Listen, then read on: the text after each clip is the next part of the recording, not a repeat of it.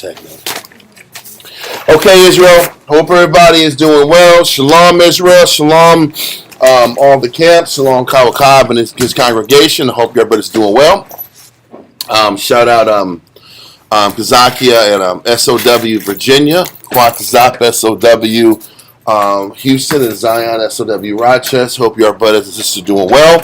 Once again, it was this is my first time on the mic, so I just want to say we had a great time out there in Rochester with our brothers. I wish we could have had everybody come down. It would have been better. But we'll make it right next year. The next location, we have it. We're going to send our prayers up real quick and get started because we're kind of behind. Okay? This is the first.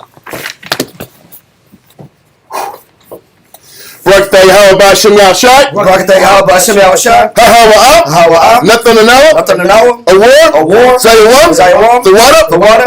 Aman. Bless you, Yahweh, in the name of Yahweh Shai that gives to us light this day. Thanks, so be it.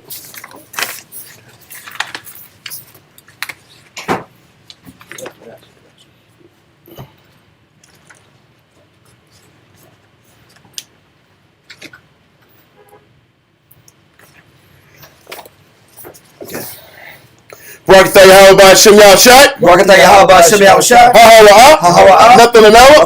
Rayak. Nayakacha. The water. Aman. Bless you, Yahweh, in the name of Yahweh Shai that gives to us sweet savor. Thank you, so be it.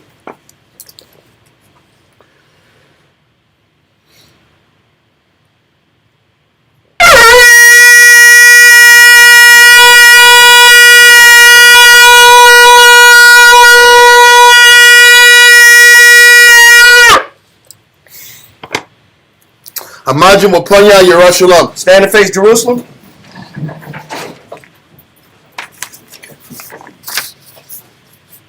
Barakatah Yahweh B'Shem Yahushai. Barakatah Yahweh B'Shem Yahushai. Ha'awa'ah. Nothing to know. Ha'shabbat. B'Shalom. The water. Aman. Bless you, Yahweh, in the name of Yahweh Shai that gives to us the Sabbath in peace. Thank you, so be it. Psalms 121. Anasya. Ayanyamya. Ahoya. Maya. Yabu'a. Aizoya. Yabu'a. Ma. Yehovah. Sha'aisha. Shemayim. Wa'arataza.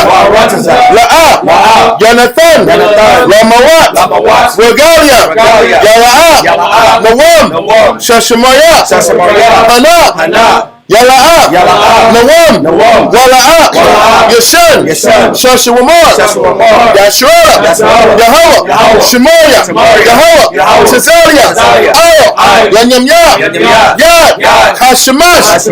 Yala'a. Hakaya. Bayawam. Wala'a. Halabana. Balayala. Yehovah. Yashemoya. Makor. Right. Yashimor. Napasha. Yehovah. Yashimor. Hawalakia. Wabu'aya. Ma'aika. Wa'ay. Amen. Psalms 121 in English. I will lift up mine eyes unto the hills, from which cometh my help. My help cometh from Yahweh, which made heaven and earth. He will not suffer thy foot to be moved. He that keepeth thee will not slumber. Behold, he that keepeth Yasha'Allah shall neither slumber nor sleep. Yahweh is thy keeper. Yahweh is thy shade upon thy right hand. The sun shall not smite thee by day, nor the moon by night. Yahweh shall preserve thee from all evil. He shall preserve thy soul. Yahweh shall preserve thy going out and thy coming in from this time forth, and even forevermore. Amen. Israelite Credo. Shema Yasharallah. Yahweh. Eloheinu.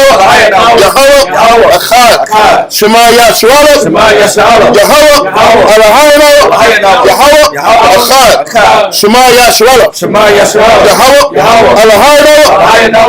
Yahweh. Echad. Deuteronomy chapter 6 verse 4. Hear, O Israel, the Lord our power is one Lord. Lord's Prayer. Abanoah. Shabbat Shemayim. Chodesh. Hayah. Shemka. Yehovah. Malak Wafka. Taba'ah. Ratazaka. Ayah. Aisha. Ba'arataza. Kawak, Hayat, Bashemaya, Menelaus, Lachon, Kol, Yawam, Watsalachno, Kawatino, Katsalachno, Kawatino, Wala'ah, Tabiano, Benesawan, Abo, Kawashano, Mayan, Rai, Kaya, Laka, Amalakwa, Waha'ala, Wahatapa'ala, Amen. The Lord's Prayer in English. After Matthew chapter 6 verse 9. After this manner therefore pray ye, our Father which art in heaven, hallowed be thy name. Thy kingdom come, thy will be done on earth as it is in heaven. Give us this day our daily bread, and forgive us our debts as we forgive our debtors. And lead us not into temptation, but deliver us from evil. For thine is the kingdom and the power and the glory forever. Amen. Amen. 10 Commandments. La'ayahaya, Laka, Alahaya, Achaya, Panya. Thou shalt have no other power before me. Number 2. La'ah, Ta'ina, Laka, Kasal, Wala'ah, Ta'ibadam. Thou shalt not make unto thee any graven image, nor serve them. Number 3. La'ah, Talachwacha, Sham, Yahweh, Bashawa. Thou shalt not take the name of the Lord thy power in vain. Number 4. Zakar, Hayawam, Hashabat, La Kodashma. Remember the Sabbath day to keep it holy. Number 5. Kabad, Abaka, Ya'amaka. Honor thy father and thy mother. Number 6. La'ah, Taratazat. Thou shalt not kill, murder. Number 7. La'ah, Tana'ah. Thou shalt not commit adultery. Number 8. La'ah, Taganah. Thou shalt not steal. Number 9. La'ah, Ta'ina, Shakur. Thou shalt not bear false witness against thy neighbor. Number 10. La'ah, Takamat, Ko, Ashara, Laraika. Thou shalt not covet anything which is thy neighbor's.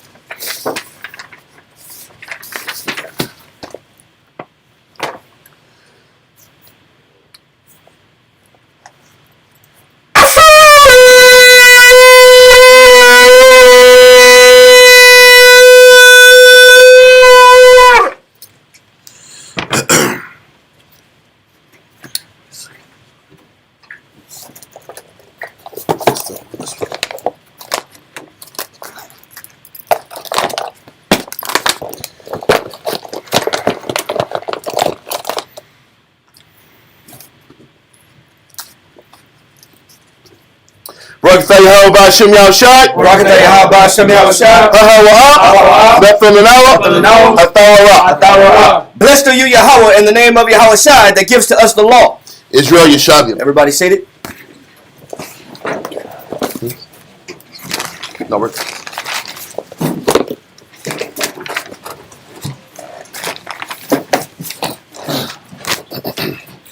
So, trying to catch up with the last few weeks of class. I know we didn't have Sabbath class last week, but just a quick refresher.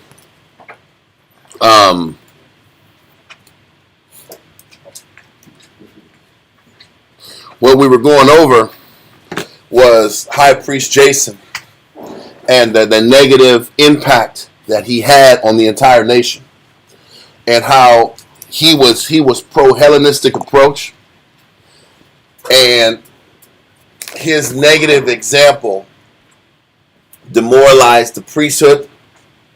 It took away all the fire and drive to sustain, really to sustain the engine and the motor of the nation. The motor and the inspiration and the strength of the nation was in the temple. If you sit back here and look at our life, what's the source that we all go to power up? What's the source that even to this day that we go to strengthen? When we get detached, when we get weakened, when our thoughts start to betray us, when our mind starts to betray us, when our flesh starts to betray us. What's that source that we tap into? It's the scriptures and the body. Don't forget, that's what the temple was for Israel. Outside of the literal sacrificing of animals, what do you think being around the court was all about? Being around the court in the temple was about discoursing the scriptures, talking about what pleases the Most High, communicating with priests about the things pleasing of the Most High. What do you think was happening at the court? Counsel, scriptures, prayer, talking about the things pleasing of the Most High, talking about vices and issues that men and families were dealing with, problems at home, Judgment. So all these things were happening at the temple. So what Jason was pushing was everybody going to the gym. When you look at Moses too, it said Moses, until he got the advice from his father-in-law Jethro, Moses was sitting deliberating with the Lord, solving problems amongst Israel all day long. All day long. Just one person after another. Wearing himself out. This nigga put his hands in my pocket. Yeah. Why'd you put your hands in his pocket? Stole my sandal. He got my sandal. Why'd he steal your sandal? What was going on? Do you have any proof that nigga took your sandal? My sandals had a tear on the side of the leather. Yeah, I had buckskin sandals. These ain't buckskin. These are goat skin. Well, he had. I have a witness that says he has buckskin sandals too, brother. Yeah. No, those are mine. How are these your buckskin sandals? You got to explain it. It's all day long dealing with simplicity. Yep. Yeah. But that foolishness is necessary for the clarity and the strength of the nation. So that was what the temple was all about. Bringing people together, working out issues, re-clarifying people, powering people up and with the conscience of pleasing Heavenly Father. Now, we read last week or 2 weeks ago that people weren't even, the priests weren't even going to the temple. And they were rushing to the gym. Either they was going to get their next set in, or they was going to get their next set in. and I'm talking about on the negative side. Left-hand side. On the left-hand side. Whatever was happening, and we know what was happening, based off of Greek art and Greek history, one thing we know for sure was that the body of Christ was being neglected. And the nation was being neglected. And that was the stamp or the stain that Jason put on the entire nation. And what was so crazy is it only took 3 years of law implementation and deviation for everything to fall apart and nobody wanting to go to the temple anymore. And everybody becoming an individual. Because that was his reign. He only reigned for 3 years. So what we're about to go into today is how Jason lost his reign. So before we go into all the specifics about how he lost his reign, we have to go back real quick to Josephus. Book 12, chapter 5, paragraph 1. Because we have to explain, now we're going to be at the point in the class that deals with the slight discrepancy that people that just read the Josephus, that just read the Apocrypha might get from the story that we're going to be getting forward. So let's get this. Let's get you saluted and cry.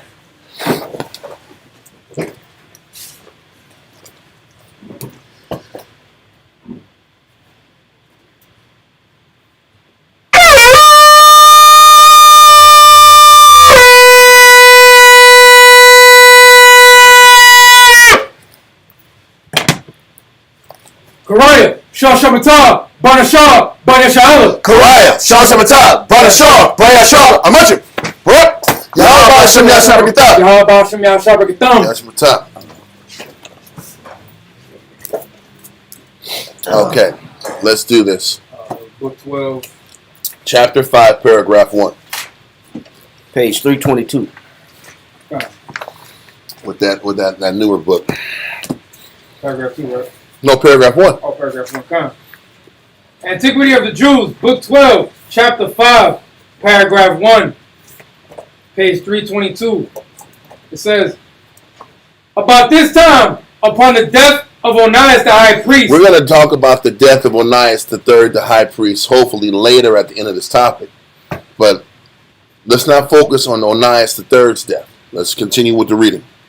They gave the high priesthood to Jesus, his brother. So, historically, we read for the last 3 weeks how Jason, the brother of Onias III, was received the high priesthood. And we read about how Jason went to Antiochus Epiphanes and said, hey, if you give me the high priesthood, I will give you more money and finances. And I will sit back and set up gymnasiums, Greek institutions, Greek municipalities, and make Israel a Greek city and call it Antiochia. So Antiochus said, hell yeah, I'm down with that.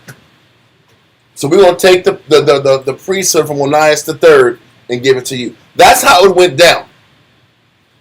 But Josephus is kind of going through a faster version of how it went down. Okay? So read it from the top again. Right. About this time, upon the death of Onias the high priest, they gave the high priesthood to Jesus' brother. So, just so we can understand, Onias III was not dead upon the transitioning of power from Onias III to Jason. Okay?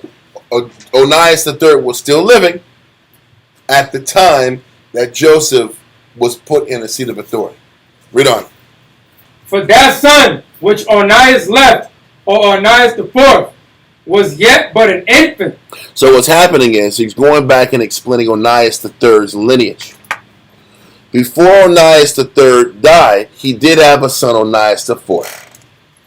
And from reading in 2 Maccabees 3 and 2 Maccabees 4, we saw how tense the scene in Jerusalem was, even leading up to Antiochus Epiphanes coming to power. Remember when Seleucus IV was in power?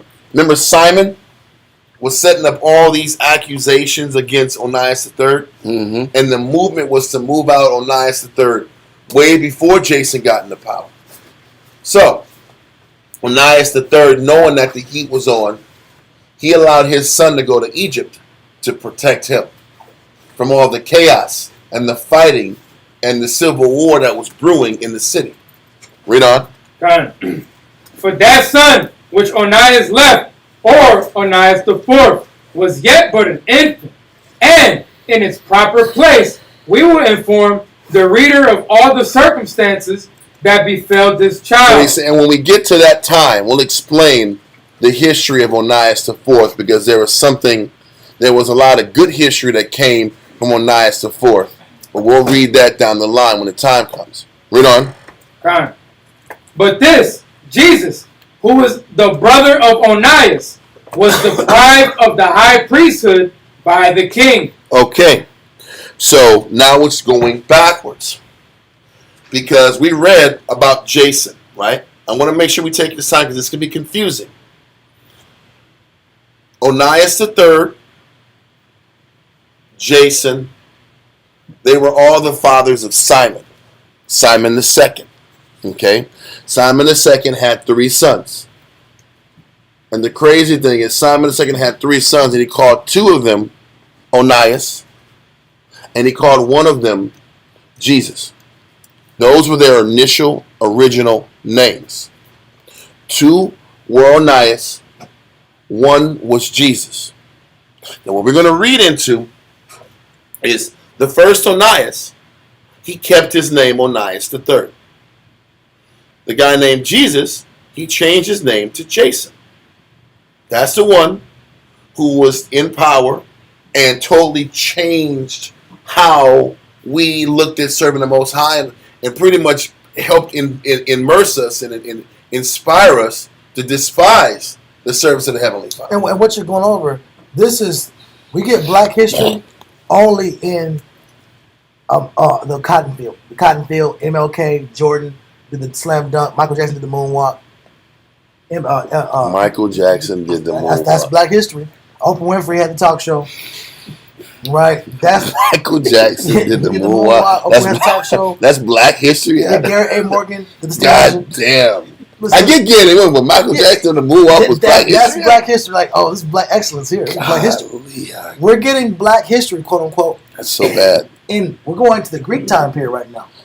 We're going to the Greek time period and getting Black history in the Greek time period for those that are brand new. Okay. All right. So this isn't Jesus Christ. Jesus was a common name at that time period. All right. So this is Simon, right? And he had two Onias sons and one named Jesus, whose name was changed to Jason, correct? Yeah. So, okay. So, Simon the second had three sons. Simon the second was the high priest. He had three sons, and all three of his sons eventually became high priests themselves. Now, what we're reading here, it said, but this Jesus, who was the brother of Onias, was deprived of the high priesthood by the king.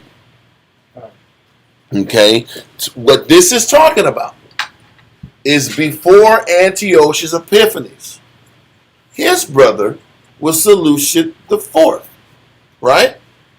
And when you read in 2 Maccabees chapter 3, Seleucus the fourth had a good relationship with the Jews.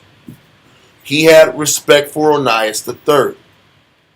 What you don't read in 2 Maccabees 3, Josephus gives clarity in book 12, chapter 5.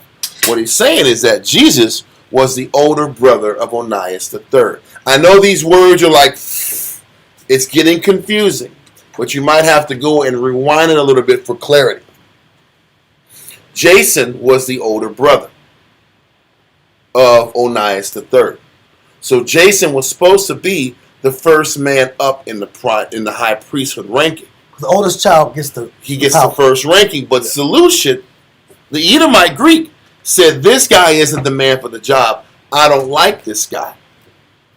And Edomite said, I don't like this Jew for the job of the high priesthood. So he was not allowed to be the high priest of Israel. Onias III was allowed to be the high priest of Israel. And from looking at history, you can kind of see why. Onias III was more pious, more humble, more dedicated to serving the Most High, while Jason was too progressive for his nation's sake. What this also shows you was that Seleucus IV was more concerned about governing well than making every country Greek. Because Seleucus IV said, I'm going to back the man who's about serving the Most High above the man that's pushing my own culture.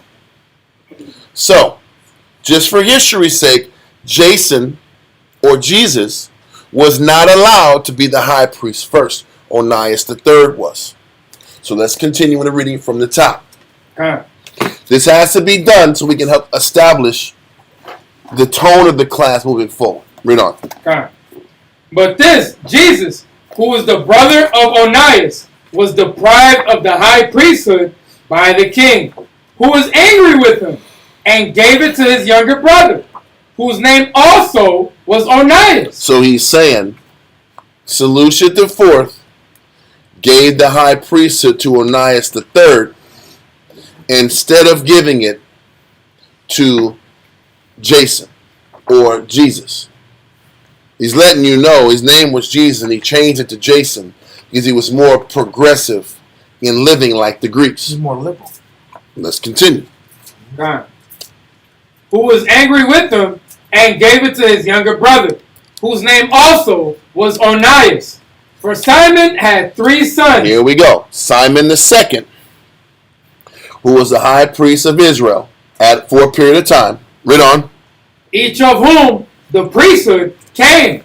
He says he had three sons, and all three of these sons end up being high priests at some time or another. Read on. As we have already informed the reader, this Jesus changed his name to Jason. So once again, when you read about Jason in 2 Maccabees chapter 3 and 4, Jason's original name was Jesus, a Hebrew name, and he changed it to Jason, a progressive Greek name. So that was the guy that ended up being the second high priest. Onias III was the high priest first. He got ousted by Jason once Seleucus IV died and his brother Antiochus Epiphanes came into power. Okay? Are there any questions so far? Okay. And just to prove this this was a common thing when you had in order for us to be accepted in the dominant society, that changing names was a common thing. I just want to read this point. It says, otherwise Jews, in adopting Greek names, were prone to translate them approximately. The common name Jonathan, so if your Hebrew name was Jonathan, or Nathaniel, became Nathaniel or Jonathan, it says became Theodotus. Wow. And you're a chipmunk, huh? yeah, Theodore. yeah, Theodotus. So, but that was a common Greek equivalent. So Wow. if your name was Jonathan, in the Greeks, if you wanted to be more Greek or more accepted by the Greeks, your name Jonathan became Theodotus. Wow. So Jonathan became Theodotus in the Greek, and Nathaniel became Dositheus. You change your name to Dositheus if your name was Nathaniel. So he said these things, it says, and Theodorus, or the like. So you became, we wanted to be accepted amongst the Greeks because they were the dominant society. So we didn't want our Hebrew names. We didn't want nothing to do with Hebrew names. We wanted to change our names to names that were suitable to them. You know, fit in. We want to fit in. Yeah. But people still do those things today. People still change their identity, alter themselves, change their dress code, change their tone in their voice, change their hairstyle, Shave their head. shave their head off. We do a lot of things to this day to still try to fit in, but that was a common thing back then to fit into the Greek society. You got rid of your original origin or civilized Hebrew name, and it became a damn paganistic name. And who knows what Theodotus means or Dositheus means. You know what I'm saying? But we want to be accepted.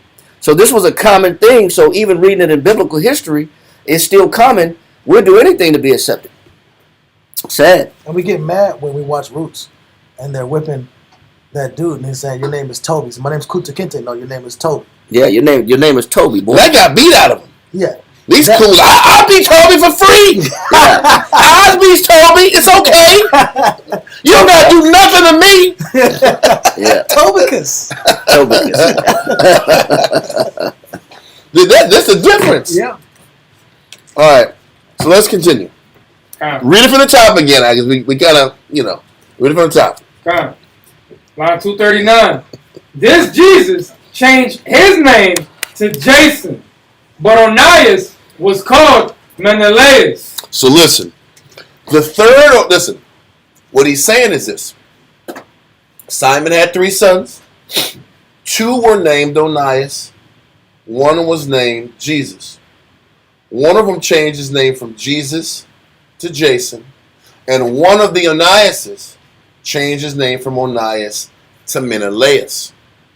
This is very important because it gives you an understanding of these names and what ends up happening next. Okay? And they're still brothers. They're all brothers. And what Josephus is saying is that they all ended up being priest, high priest for the nation at one time. So, with that being the case, read the last part.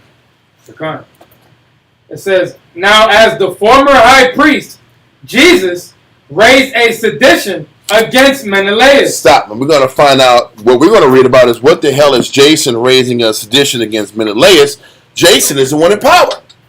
So how did Jason get ousted out of power and Menelaus get put into power? That's the question.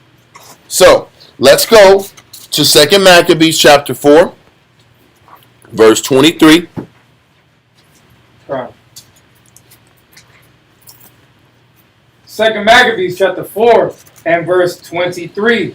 Yes. Page 143 in the Red Book. Okay. 2 Maccabees chapter 4 and verse 23. 3 years afterwards, Jason sent Menelaus. Stop. Jason, this is 3 years after who? Jason got in power. 3 years after Jason was in power. Now, the reason I want to explain Josephus is because when you read in the Apocrypha, it gets a little confusing. And the way it's put together, you would think that Menelaus isn't kin at all to Jason and Onias. And that he has he's a brother of another person. which is not what you see historically in Josephus. So we have to make sure there's clarity here. So read verse 23 again. God. 2 Maccabees chapter 4 and verse 23. 3 years afterward, Jason sent Menelaus, the aforesaid Simon's brother. So listen, Simon was not the brother of Menelaus. Simon was in some form or fashion connected to Menelaus, but he was not the blood of Menelaus, because the blood of Menelaus is Onias III and Jason, because Josephus tells you that. This is where a discrepancy kicks in, and if we're not looking at things and putting things together from a clearer picture, there can be confusion. Because what Esau likes to say is Menelaus wasn't a Levite at all. They want to say that he was a Benjamite, or even the writing says he was Benjamin, but he wasn't. He was a Levite, because Josephus' records is on this one is more tight than this one. So you just gotta trust me. We'll go into a little more clarity, but I have to take the time to explain this so we don't fall off with what's happening. So read verse 23 again. 2 Maccabees chapter 4 and verse 23. 3 years afterward, Jason sent Menelaus, the aforesaid Simon's brother. Stop. So we know now that Menelaus and Simon are at least connected to some degree. More than likely, they're not brothers, they're not family, but they're connected in focus. They're connected in their goals. They're connected in their plans. How do we know this? Hold this. We're going to slide down a few pages to 2 Maccabees 3, verse 4 through 6. God. 2 Maccabees chapter 3, verse 4. It says, "But one Simon of the tribe of Benjamin, who was made governor of the temple, fell out with the high priest about disorder in the city." This is that Simon. Simon was talked about trying to go against Onias III before we even read about Jason. So Simon was in a political position, causing turmoil in the city, saying that the city is going downhill because Onias III is pushing the laws too much. But this Simon that we're reading about in 2 Maccabees 3 was connected to who? Menelaus. So there was a high priest behind Simon pushing this political scenario so he can eventually get in the power from the beginning. And what you call this is campaigning. He was campaigning. But you got two different brothers campaigning against Onias to take the crown. You got Menelaus is using Simon to corral and piss off the people, while he's in the background saying nothing. He looks like the good guy. Simon's taking on the heat, riling up the people to look at Onias III like he's a bad guy, only with the intention of, if Simon gets his way, who else gets his way? Menelaus gets his way. Menelaus gets the high priesthood. The city collapses. Simon gets a high governmental position. He gets his palms waxed. Menelaus gets what he wants. So that is a faction. Read on in 2 Maccabees 3. God. 2 Maccabees chapter 3 and verse 5. "And when he could not overcome Onias..." So Simon and Menelaus was trying to overcome Onias III and take his position from him. Because verse 23 in 2 Maccabees 4 explains what? That Simon and Menelaus were connected. They weren't brothers, but they were partners in what? In crime. Trying to oust Onias III from the throne. And Onias III was trying to repel the Greek culture from invading Jerusalem. And simultaneously he's repelling the Greek culture, but he's repelling two of his brothers that are in top flight leadership positions. Yep. that are respected in the nation. It just shows you how hard it is if one person is trying to do right and other people that are in position are trying to push it a different direction. How can two walk together unless they what? We agree. Exactly. What was you going to say? Onias the third. That's the one who changed his name to Menelaus. Onias the third was the righteous high The priest. one who kept his name. Onias. Yes. But Menelaus was the other Onias Okay. who hasn't shown himself on the scene until now in 2 Maccabees chapter 4. But he was always there. He was just using Simon to be the front man. So his influence was always there. He just never popped his head up and revealed who he was. So you had Simon and Menelaus were trying to oust Onias. Jason beats Menelaus to the punch and goes directly to Antiochus Epiphanes once Seleucus IV dies. He jumps in and takes the high priesthood, even though Menelaus was scheming for it first. So Menelaus was scheming for the throne. Jason beats him to the throne. Menelaus has to fall back. Okay? So now Jason has been in power for 3 years. Well, let's continue. Let's read verse 6. Yeah, kind of. We didn't finish verse 5. Yeah, verse 5 and 6. Kind of. It says, and when he could not overcome Onias, he gat him to Apollonius, the son of Tharseus, who then was governor of Seleucia and Phoenice, and told him that the treasury in Jerusalem was full of infinite sums of money. So how would Simon, who was not a priest, know how much money was inside the temple? He had to have a position in the temple. He had to had some eyes in the temple. Who had the eyes in the temple? Simon did. It was Menelaus. Simon told the governor of the region that the temple in Jerusalem had endless amounts of money. How would Simon get the intel if he wasn't a Levite?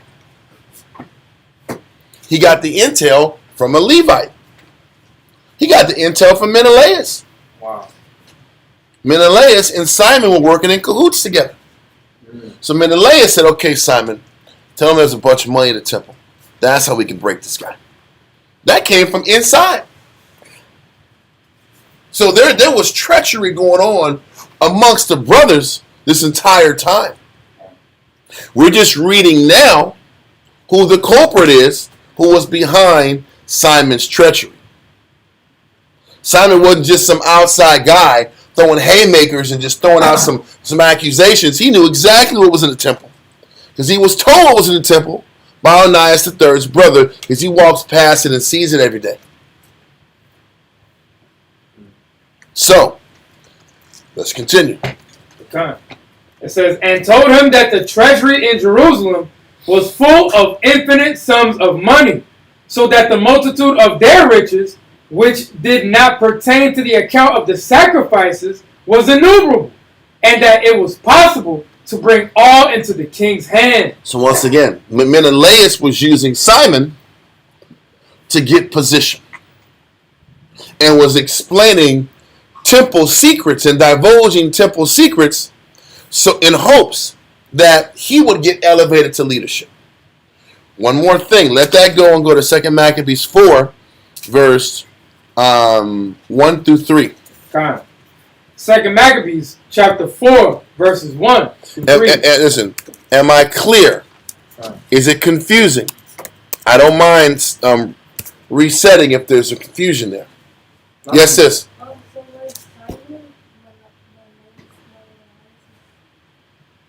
No. See, and I know why you're asking that question. There was a Simon II who was Menelaus' dad. But this Simon was not Menelaus' dad. This Simon was somebody he knew, somebody he had affiliation with. There's a difference. That was a good question. So now, because all their father was Simon, but this one wasn't their father. Okay. I got a question now. I know you talked about earlier about Jason. He was the one who he basically beat Menelaus first to To the punch, to the leadership position. So basically, it was Simon, Menelaus, and Jason being on treasures, then, right? All three together. Simon and Menelaus were together. Yes, they were a team. And then Jason was alone. But they were both against the temple and both against Onias III and the service of the Most High the correct way. Okay. Jason just had Antiochus Epiphanes' authority Yep. to get in position. Yeah. He went and got the white man's authority to get position over Jerusalem as the high priest. Just like Simon and Menelaus were. He just was more direct. Simon and Menelaus went an indirect way. Let's just convince the people to overthrow. Let's sabotage his name and convince the people. And Jason was like, that ain't working. I just going to go to the big dog and get in myself. I am going to compliment the hell out of him and then get the power. Promise him more money. Mm-hmm. But then what we're going to read what Menelaus does once he gets the opportunity. But go to 2 Maccabees 4, verse 1 through 3. 2 Maccabees chapter 4, verse 1. This still deals with Simon and Menelaus and the plans that they chose and the route that they tried to go through to topple the leadership when Onias III was still in power. This is just a reminder. 2 Maccabees chapter 4, verse 1 through 3. Page 142. It says, this Simon now, of whom we spake afore, having been a betrayer of the money and of his country. So Simon was a betrayer of the money and of his country. He was the one that was bringing problems to the nation. He was bringing problems to the nation, but it was Simon and Menelaus bringing problems to the nation. Read on. Having been a betrayer of the money and of his country, slandered Onias. Menelaus, what's that? The word betray means to betray. Yeah, he went against the nation. Simon and Menelaus went against the nation. Then you sit back here, and they were slandering Onias III, like Shamshuan had mentioned. Read on. As if he had terrified Heliodorus and been the worker of these evils. They were saying, Menelaus and Simon were saying that Onias III pretty much bullied and put fear in the Heliodorus' heart. For those who remember the story, go back a few weeks ago and read it. It was an angel. It wasn't Onias III. But keep going. Verse 2. Thus was he bold to call him a traitor. Then Simon, through Menelaus, through Simon, his brother, was accusing Onias III of being a traitor against his nation. But why? Read on. That had deserved well of the city. Meaning, that deserved well, meaning he wanted to see the worst of the city. The accusation on Onias III was that his intentions were not good for the city. It sounds weird, but when you look at the definition of deserve, it meaning he had ill intentions for the well-being of the city. Read on. And tendered his own nation. Meaning, to tender your own nation means to put your own nation in jeopardy. To weaken. To weaken it. So what he's saying is the accusations is Onias' God policies and his service of the Most High was really putting Israel in a frail, weakened state. And that in a modern day is when you deal with celebrities that sell out our people for the idea to get money. Yep. They sell our people, for example, I'm not going to give extreme, Sexy Red. Sexy Red is paid for, she's bought and paid for by different corporations to break down and water down our cultures of people. And the image of what a woman should look like And the image of what a woman should be. She's a chess piece for different organizations to do that. We always, not just, that's a modern day terminology, but in different time periods, you always have different celebrities, or at one time it was Jay-Z, at one time it was whoever celebrities on top at the time. Even Puffy, when he was campaigning to vote or die. Rock the vote or die campaign he was doing. Mm-hmm. These dudes are bought and paid for puppets that take advantage of our people's ignorance, because our people are locked in to these so-called power figures. And what they do is they do that to manipulate the people. They manipulate the people by putting these puppets in positions of power. But they're bought and paid for. And in the end, it breaks down our households, our culture, our family, and our youth. And it's the idea that living an honorable life is really weakness. Yeah. Because that's what he's saying. What Simon through Menelaus is saying, that living honorably is creating a vulnerability in a nation. Having integrity is a weakness. Standing up for what's right is exposing the sustainability of the direction of our lives. This is what Simon through Menelaus is pushing. Yeah.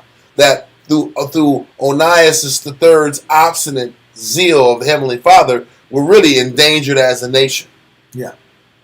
And that is the propaganda that's being pushed by Simon through Menelaus. It's a wicked scheme. It's a wicked scheme, but it's a wicked scheme from the top, from the tip top of the priesthood. Okay? All just so that Menelaus could get to the top. Read on. God. Thus was he bold to call him a traitor, that he had deserved well of the city, and tendered his own nation, and was so zealous of the law. So what he's saying is, because Onias III was so zealous to follow the law, that mentality was going to endanger the nation down the line. But this is, have you not been told that it's cool to read the Bible, but you read the Bible too much? Yeah. I was told that when I was young. You read the Bible too much, that's extreme. What does that mean? So you're supposed to just read the Bible on Sundays and be wicked the rest of the week? Yeah. That's balanced? That's what they say. Yeah. Go to church on Sunday, but do what the hell you want to do Monday until Sunday at 11 o'clock a.m. Do what the hell you want to do. And then from Sunday at 2 when you get out of church, do what you want to do from 2 o'clock on Sunday to 11 o'clock on Sunday. But you better be righteous on that from 11 a.m. to 2 p.m. Be righteous. Say praise the Lord. That don't make sense. So, let's continue. Did you finish that verse? Verse 3. Read on. Verse 3. But when their hatred went so far that by one of Simon's factions... One of Simon's factions was also one of Menelaus' factions. Read on. That by one of Simon's factions, murders were committed. So, Menelaus' people were murdering Israelites who were zealous for the law. And this was all happening before Jesus swept in there, or Jason swept in there, and implemented total Hellenism in the nation. So you had two factions of Israelites, factions with people that backed them. Jason had a faction, Menelaus had a faction. They were both pushing Hellenism. So the amount of people that were about serving the Most High was very small at this time. Okay? So, let all that go. Jump back to verse 23, 2 Maccabees 4 and 23. 2 Maccabees chapter 4 and verse 23. I want to make sure we took the time to explain this and just not rush things, just to rush it. Read on. 3 years afterward, Jason sent Menelaus, the aforesaid Simon's brother, to bear the money unto the king. Stop. So Jason, whatever high priest Jason was, he was still in power. He was 3 years into his reign. He sends his brother Menelaus to go down to Antiochus Epiphanes' city, his office, his temple, and to drop off this tax money to Antiochus Epiphanes, and to give him whatever message Jason had for Menelaus to deliver to him. Right? Read on. And it says, and to put him in mind of certain necessary matters. So Jason was giving a report to Antiochus through Menelaus and paying his taxes. Read on. But he, being brought to the presence of the king... Now this was Menelaus' opportunity. He was brought to the presence of the king. Read on.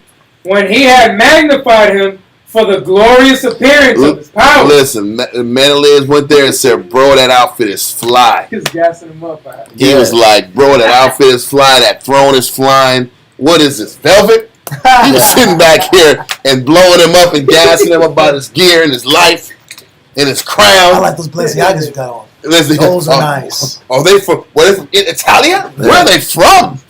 This is, you are on another level. I have never ever seen another king as fly as you. Whatever he did, he was gassing him up, and he was giving him all the compliments in the world. But why did he do that?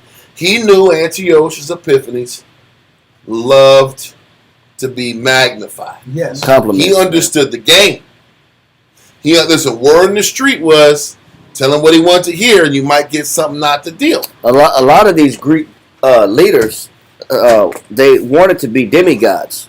Yes. They wanted to be worshipped as godlike figures in a human form. Wow. So when you boost them up, that goes right along with what they want to put off anyway. The imagery they want people to believe them as.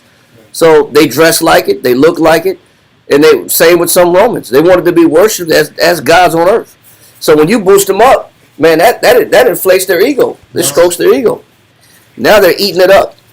They love it. And that's the point. So Menelaus, looking for an angle and an opportunity to get on top, knows exactly what to say it, how to compliment, how to gas up Antiochus Epiphanes. Let's continue. Second Maccabees, chapter 4, verse 24. But he being brought to the presence of the king, when he had magnified him for the glorious appearance of his power, got the priesthood to himself, offering more than Jason by 300 talents of silver. He says, I will give you more than what Jason's bringing to the table. Just let me be the top guy. So you're saying that he's selling out, and he's trying to sell out at a higher price. He's selling out his brother like Jason sold out his brother. There you go. That's why the title of the class was the Menelaus double cross. Oh, okay. Because the double cross was, I'm gonna sit back here and serve my brother Jason. I'm gonna go to the king. I'm gonna lead back the high priest. I'm gonna be about the deal. I'm gonna come back the high priest, and I'm gonna say, hey man, I don't know what to say, big bro, but that seat's mine now, man, and I got the paperwork to prove it. You see what that is? That's the king's stamp. Yep. You know what that means? Get your ass off my throne. Yeah. That's mine. Yeah. Yep. You know, that's what's happening. This is snake work. It was nothing but snake work. That's the double cross. Wow. That's the double cross. I'm gonna cross. help you out, brother. What do you need me to do? You want to bring that money? Cool. I got you. Hey, I think you fly. But the problem is this. He's promising monies he don't really got. See, that's the problem. But that's what you have to do. Because he said, I'm going to give you 300 talents more silver than my brother. But where are you going to get this money from? Nobody knows. I'm just going to lie to get into the position, and I'm going to figure it out later. Because he didn't have no money in the first place. Where was your money? Where was the money? He didn't have no money. He just made a promise. It's coming. I figure it out. Man, dog. He's like, listen, when I get back to Jerusalem, I'll figure out where I'm gonna get this 300 talents of silver. I'm gonna think something out. I'm gonna make it up. I'm gonna figure it out. So what he does is he gasses up Antiochus. If that's not black people, I don't know what it is. How is this not Judah? The spirit of Judah of our people. Oh yeah, I got that in the back of the house. Antiochus is like, how will you provide me this 300 talents? I got it coming through. How will you give me the payment? I know where it's at. Somebody owe me some favors. That's what we say. Favors. We gonna sell plates. Yeah. We gonna sell chicken plates out. That's what we're gonna do. We're gonna do a nationwide chicken plate sale out. Yeah. We gonna sell chicken. We gonna sell fish. We gonna do something. We gonna break these houses. We gonna run up in a spot out just to get your stacks up. That's literally what he does. This is what he does. Because when the time starts to get high and he got to get his money, he runs up in the spot out. This is what Menelaus does. All right, well, we got. That's amazing. No lie, he actually runs up in the spot to get his stacks up when the pressure rises and he's got to make payments. Scared money don't make money, huh? Listen, this is his thinking. I'm going to throw it out there. I'm going to gas him up. I'm going to get in the door, get the power, and figure out how to keep it living. I got 300 more talents. I got it. Yes. I tell you. Give me the next cycle. I had the money. In position, I look out for you. I'm going to get you more money. This is what's happening. So, listen, Jason just destroyed the infrastructure by having all these gyms and these gym parlors in the city. They're really gym parlors. Gyms, male parlors. What bathhouses? They're bathhouses. Is male bathhouses. Where men inside the take gymnasium. baths together. So yeah, you got the gymnasium part, you got the workout part, but you got the other spot. Yeah. After the workout, It's a two-player. and then you don't want to go to the other spot. You do not want to go to the other spot. It's one thing to get some lifting in. I remember back in the day, get a little workout in. when I was young in the camp, my brother Tess Doc was like, "Man, I go to the gym all the time, man. But I hate going to the steam room, man. I just hate it." I'm like, "What's talking about? What does he hate going to the steam room for?" Yeah. I'm young, right? So I go to the gym one day. Don't get too graphic. Man. I'm not gonna go grab it.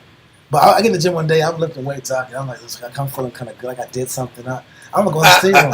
I'm going to the steam room. I go to the steam room. It's like old men in there, like this, just like, and they're like, They're free. They're free as a bird. and you try to ignore them, try like not to look at them. And they want to have conversations. Like, so how was the workout? Yeah, and they're all leaning like that. That's gross. How's life? Yeah. They're so sociable in that arena. Like, you're naked, bro. I don't want to talk to you. Yeah, bro. You're not even putting a towel on it. What they'll do is this: they'll be considerate for the wood of the floor. Yeah. The wood, they'll cover that. Yeah. And then flow everywhere else. Yeah, they'll put a towel on the wood. Because they don't want to mess the wood up. But they won't cover their body because nobody wants to see it. Could it be any hotter in here? It's like Quincy Jones. It's like Quincy Jones is in there. They want to talk to you. It was too much. I said, you know what? I'm getting out of here, bro. I'm out of this. Listen. That part is very therapeutic. But what's the cost? Yeah. What's the cost of your therapy? And this is now. Imagine at that time period it was more intense. Listen, they were courting each other. That's how bad it is. Right. Imagine if it's a hookup spot. Imagine being hit on by a man. It's the worst. Listen, for those who have, you know how that feels. And you're in the gym and you're sweating. Anyway, point is, that was the culture Jason pushed. Now we had that Menelaus is talk to Antiochus to get to the spot by promising additional monies. Okay, so read verse 23 again. Con. No, I think it's 24. No, we finished 24. Read it again. Okay, con. 2 Maccabees chapter 4 and verse 24. But he being brought to the presence of the king, when he had magnified him for the glorious appearance of his power, got the priesthood to himself, offering more than Jason by 300 talents of silver. I outbid him. It still goes back to that spirit that the Tobias push in the nation. Remember those Tobias that were really Ammonites who had Israelite mothers, and they set the president of the financial bidding wars of taxes to get position in society. So the Jew was like, the only way to come up is to sit back and promise more taxes to these Edomites. But what these guys are doing, we're going to do it at the consequence of the nation. So Menelaus promises more money and gets the power just like Jason did against Onias the third. Hold this and go to 2 Maccabees 4, verse 7 through 10. Con. 2 Maccabees chapter 4 and verse 7.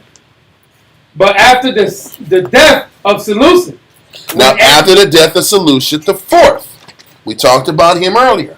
After Seleucid the fourth, who was an honorable king, who respected Israelites' leadership, who were righteous, after he dies, read on.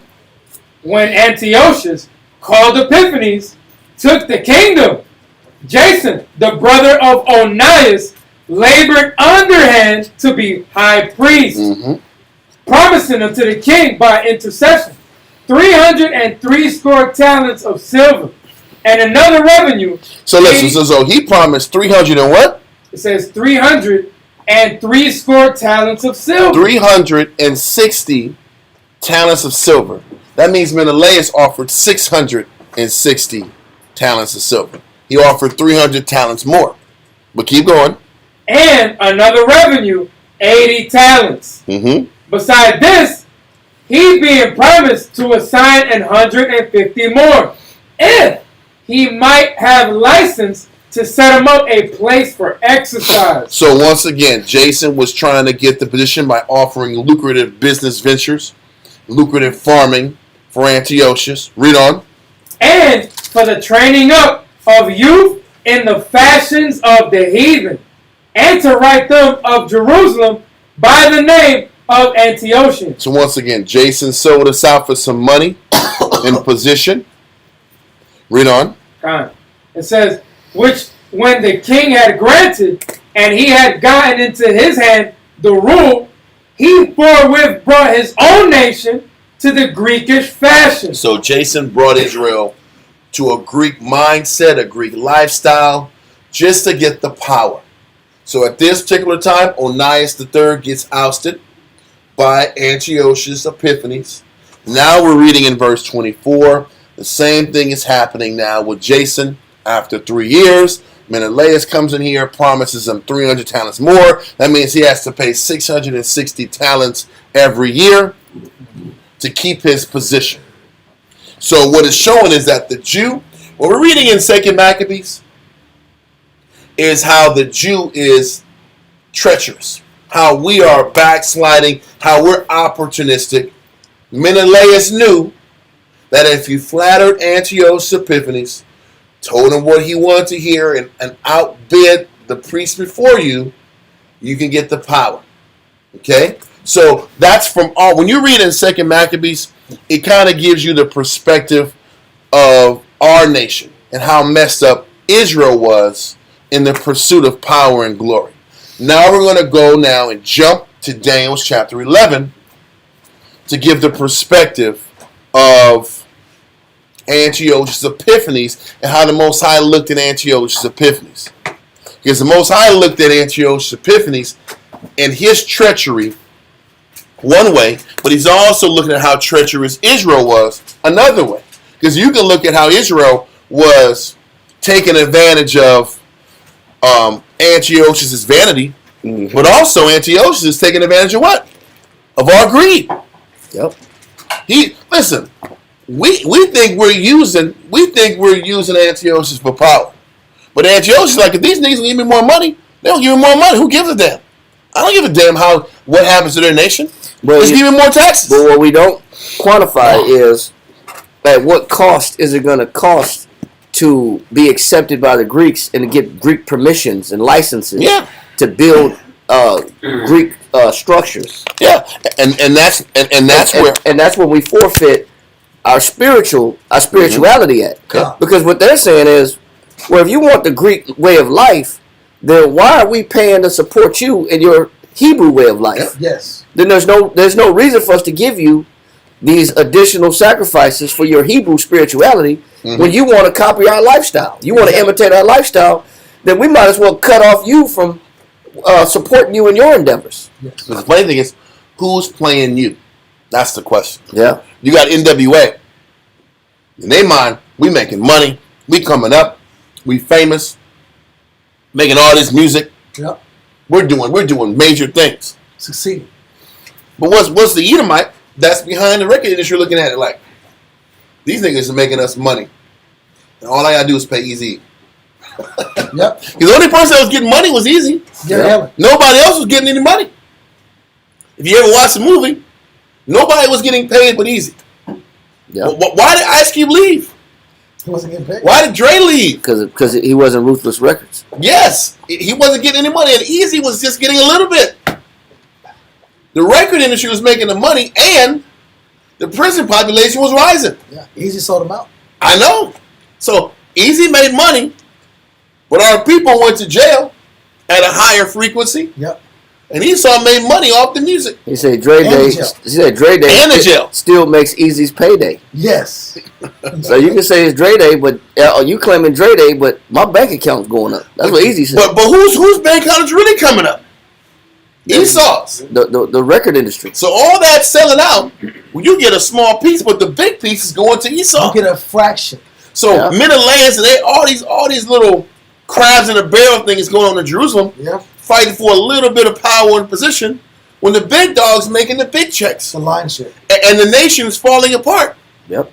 So the Most High is looking at both scenes. He's like, Jason's wicked, Menelaus is wicked, but that's small time wickedness.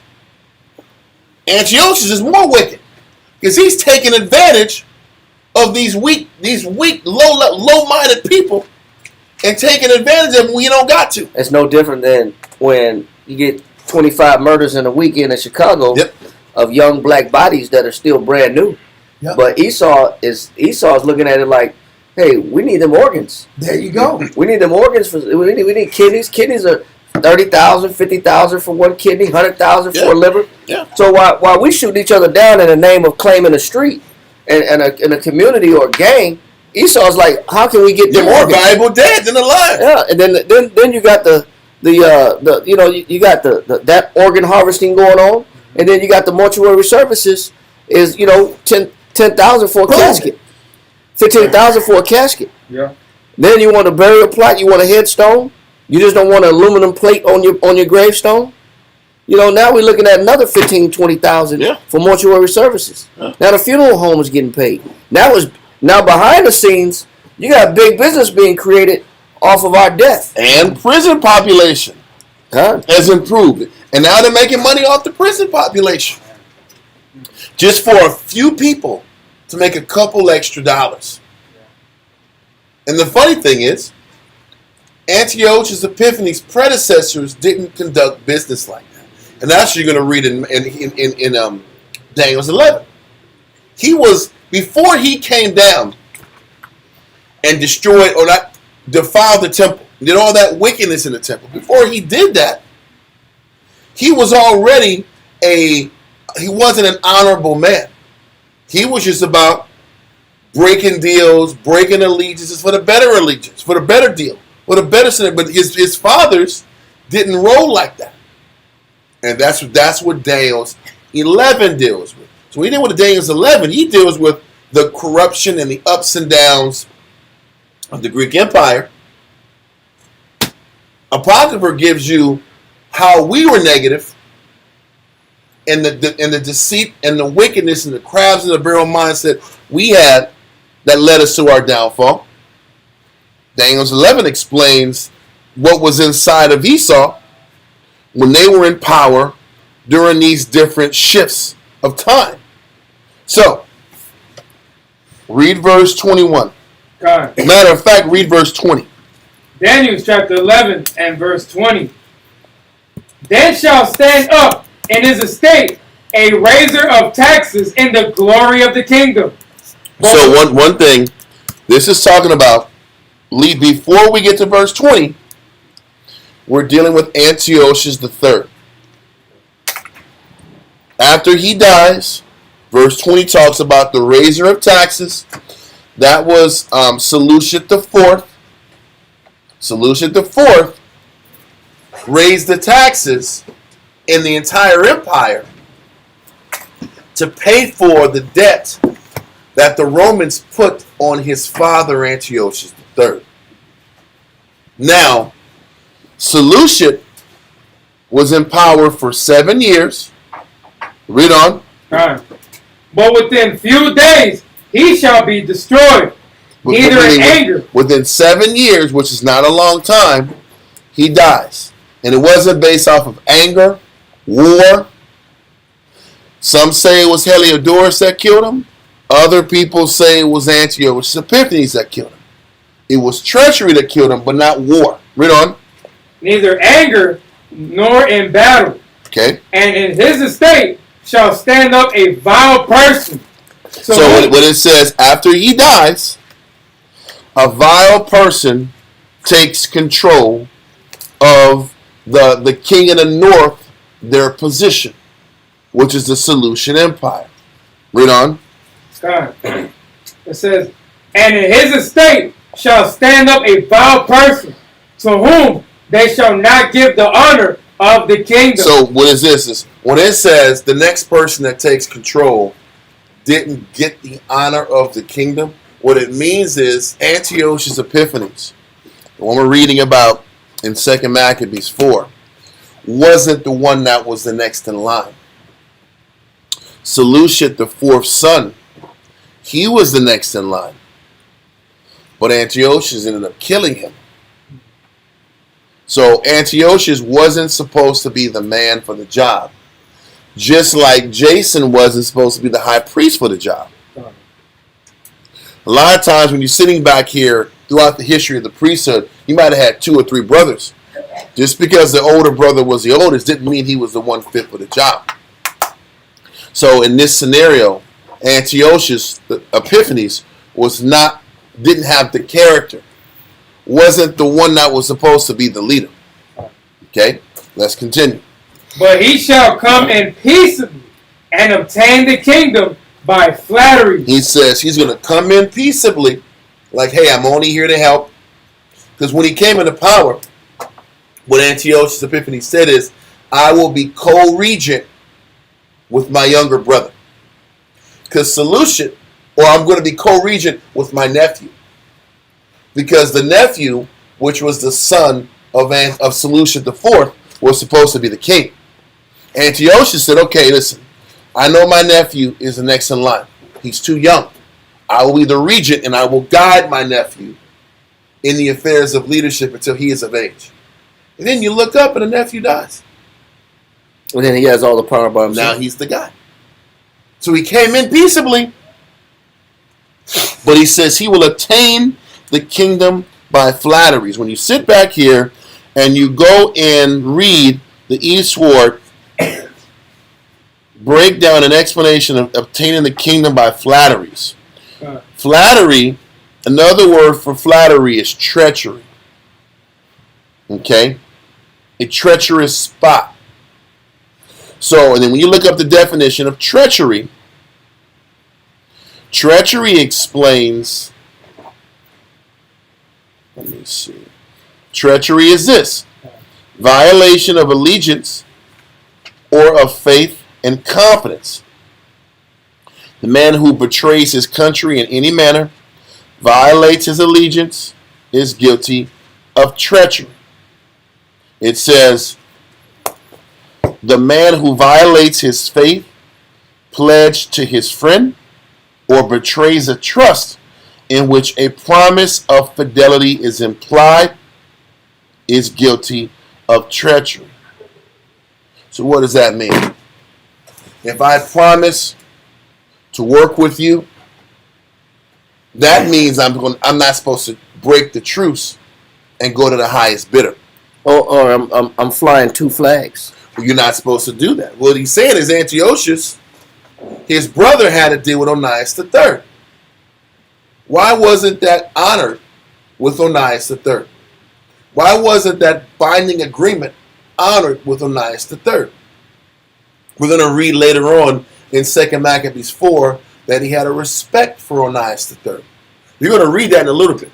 So if Antiochus Epiphanes had a respect for Onias III, why would I betray the respect for a guy that you know is going to create disruption in the nation?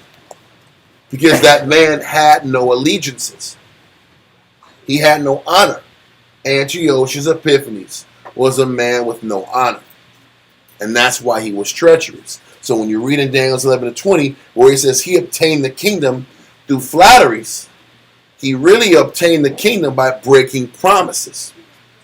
Making promises and breaking them. Saying I promise to do this, breaking it. That's no different than Christopher Columbus. Yep. When he got sponsored by Spain and was making a deal to say, whatever land that I find, new land I find, I just want 10%. And then he was also, without telling them, he was also being sponsored by Portugal and telling them the same thing. You know, whatever land I find, as long as you give me my 10%, you keep the rest. So he was really double dealing between both Spain and Portugal. So just like Columbus wasn't a man of honor. Because he would do anything to get sponsored or financed to take these journeys. And the scripture calls those guys, they obtain flatteries. That's why when you read flatteries, you think it's just a person that says, good day, Mike. Good day, love. That's not flattery. In the old way of explaining things. The old way of explaining things is, I'm going to tell you what you want to hear, make a deal, and then go ahead and do what I want to do next. And then sit back here and do the moves I want to make later. That's what Antiochus Epiphanes was. He was a deal breaker. But once again, he was about using to get what he wanted. So as much as Jason thought he was coming up, or Menelaus thought he was coming up, Antiochus was just using him. He was doing business as usual. This is how he rolls. You know, it's like somebody shaking your hand in a contract to do a deal. Yeah. But the other hand, they got their fingers twisted. Yeah. Yes. Because I got my fingers crossed. I got my fingers crossed behind my back. God. Of course. Yeah.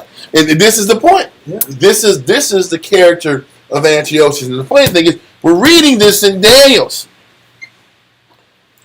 Almost 200 plus years, 300 plus years before it happens. He's saying there's going to be a truce breaker that takes the position of the king of the north. Wow.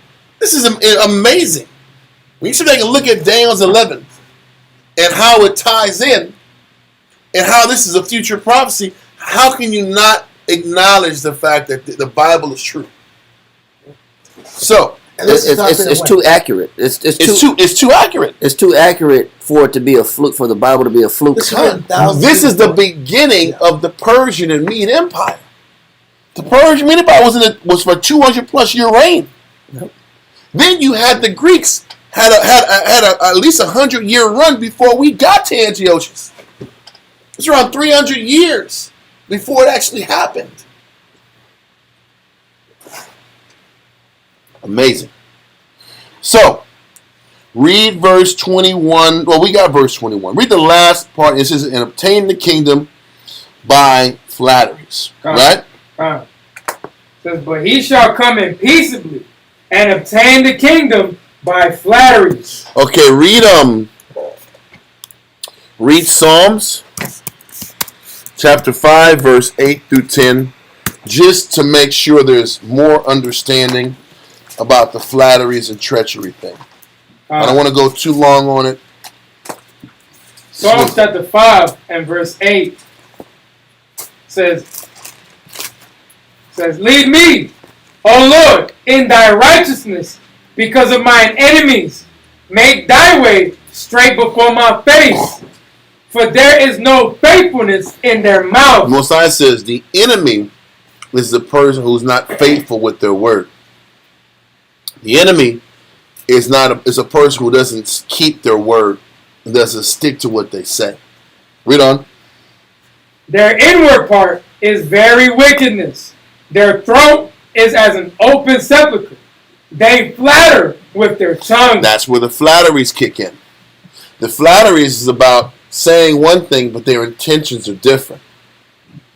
Promising one thing, showing love, showing a liking towards you, but deep down, that's not how they feel at all. So what he's saying is, this is how Antiochus was. Antiochus will entertain you and smile in your face and say, we got a deal.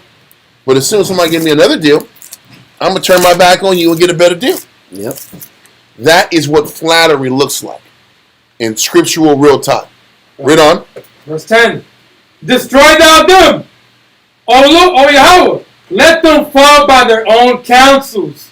Cast them out in the multitude of their transgressions, for they have rebelled against thee. The rebellion that a man has towards the Most High is that you're supposed to be a man or woman of your word.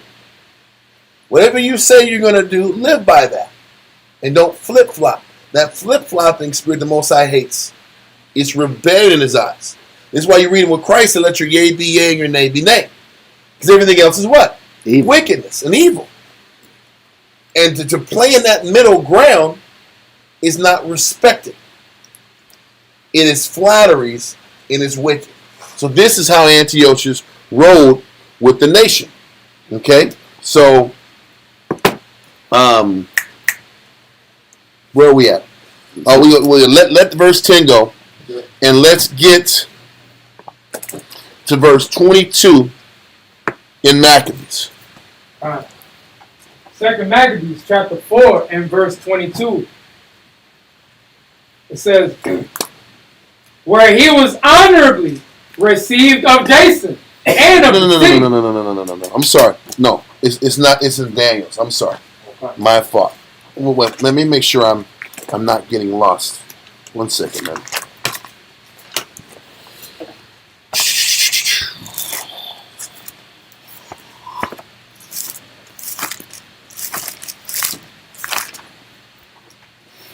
Okay. Matter of fact, Let's go to verse 25 in Maccabees, 2 Maccabees 4. Fine. 2 Maccabees chapter 4, verse 25. So he came in with the king's mandate, bringing nothing worthy the high priesthood. So he says this guy didn't bring nothing to the table concerning a high priest. Yeah. He came in with the big man's signature, and it's like, listen, we're gonna do things my way, but they ain't got to do nothing. It has nothing to do with the Spirit, nothing to do with the Most High. This is all business. We're about making this money. We're gonna do the things we want to do. Read on. But having the fury of a cruel tyrant. So this guy is sitting back here like he rolls like a tyrant. He was D-bone in Israel. Yep. He was a tyrant. It was my way or the highway. All he was bringing was control. Con. And control and intimidation. And extreme policies. And you know those policies was all about making money and bringing money his way. Because he sat back here and listen, when you read history, he was worse than Jason. How can you be worse than Jason? Jason was the worst. He brought Israel to the damn lowest of the low. This guy was even worse than Jason. So let's continue. God, it says, so he came with the king's mandate, bringing nothing worthy of the high priesthood, but having the fury of a cruel tyrant and the rage of a savage beast. Listen now, he was a cruel tyrant and the rage of a savage beast. People were getting thrown in jail. People were getting beat. People were getting jailed. This guy was a big bully. He wasn't leadership material. At all. This is why these guys weren't elevated. This is why. There is a reason these guys, Jason and Onias, weren't elevated to the top. Damn. This is what was inside of them. And when they're being evaluated from their youth, believe them, this guy can't be the guy. This guy ain't the guy. Jason ain't the guy. And Menelaus ain't the guy. He said all this guy brought into Israel was intimidation, being a tyrant, and savagery. But hold this. We're going to go back to Daniel's now. Daniel's 11. Right, yeah, get out of here, man. Let's get you saluted in. Daniel's 11 in verse 22.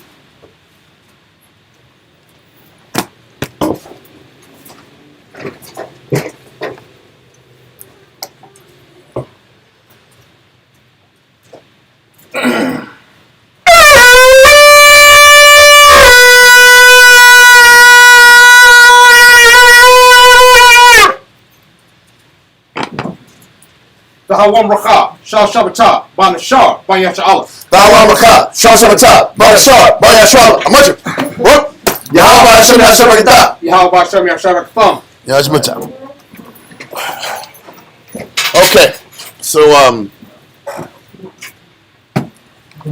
Daniel's 11 in verse 22. Daniel chapter 11 and verse 22. Okay, And with the arms of a flood shall they be overflown from before him. so listen, we're still talking about Antiochus. We're talking about Antiochus and those flatteries. Then it says, and with the arms of a flood shall they be overflown before him. Who is the they? The they is talking about Israel. And it's Israel is going to be overflown with the arms of a flood. Now, what we need to explain is throughout the scriptures, when you read about a flood, the flood deals with military presence. Yeah. Okay. The flood is dealing with a military presence was going to be flooding Israel. Okay? So, let's real quick prove that. Hold Daniel's 11 and 22 and go to Daniel's 9 and 26. We have to take our time to explain this flood real quick. Daniel's chapter 9, verse 20. Let me put this up and down with this.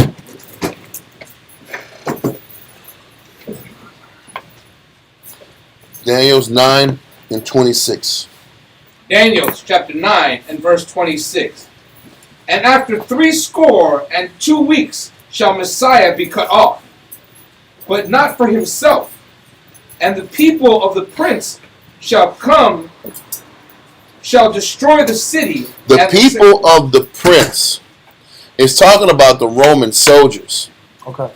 Because the prince at the time was Rome. This is talking about the time of Christ.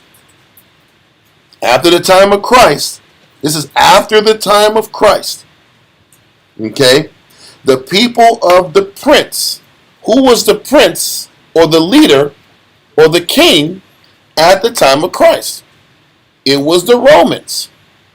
So it says, the people of the prince that shall come destroy the city and the sanctuary. Who destroyed the city and the sanctuary in Jerusalem? That was General Titus. That was the Romans. Yeah. And the prince was the Roman Empire. Right? Read on. And the end thereof shall be with a flood. What? Was it a physical water flood in Jerusalem? No. It was a flood of what? Military. It was a flood. It was a military flood that first encircled Jerusalem and then encapsulated and destroyed it. But the word flood was used dealing with a large military presence. And you know it wasn't talking about water, because the common Roman tactic of invading the city is actually to cut off the water source. Yep. Mm-hmm. That's actually one of the first things they do, is cut off shipments of food, and they cut off the flow of water into a city when they besiege a city. So you know he's not talking about they flooded the city, God. because they get down to business. They cut your water off and they cut your food off. Now Jerusalem was lucky enough to have their own water source inwardly. Mm-hmm. But they did cut the food source off completely, and they were forced to starvation, and that was one of the things that led to the fall in the first place. Was how they tried to cut it off supplies. And we started killing each other from the inside. Point is, the flood is referring to the what? It was the military presence in Jerusalem. Okay, read continue on. And there shall be a flood. And the people of the prince that shall come shall destroy the city and the sanctuary, and the end thereof shall be with a flood, and unto the end of the war desolations are determined. Desolations come after the military comes and infiltrates and destroys the city, right? But it deals with the flood. It's the flood of military, flood of armies. Let that verse go and jump to Jeremiah 46. Right now, son? Mm-hmm. Jeremiah 46, verse 1 through 7. Jeremiah chapter 46 and verse 1. The word of the Lord which came to Jeremiah the prophet against the Gentiles, against Egypt, against the army of Pharaoh Necho, king of Egypt, which was by the river of Euphrates in Carchemish, which Nebuchadnezzar, king of Babylon, smote in the 4th year of Jehoiakim, the son of Josiah, king of Judah. So we're already knowing chapter 46 of Jeremiah is talking about wars, armies. One military is superior to another military. Read on. Verse 3. Verse 3. Order ye the buckler and shield, and draw near to battle. Harness the horses, and get up, ye horsemen, and stand forth with your helmets. Furbish the spears, and put on the brigandines. Wherefore have I seen them dismayed, and turned away back, and their mighty ones are beaten down, and are fled apace, and look not back.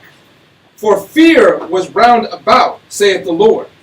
Let not the swift flee away, nor the mighty man escape. They shall stumble, and fall toward the north by the river Euphrates. Who is this that cometh up as a flood? So, okay, so what's that flood talking about? Is this flood talking about water? This flood's talking about a flood of armies, a flood of military presence, a flood, an eventual attack. Read on. whose waters are moved as the rivers. Exactly. It's a simile. The flood of military is comparable to the floods of a river, but it's not talking about a river. This is just further truth that flood is talking about war, military, armies, military occupation. Let that go and go to Isaiah 47, verse 1 and 2.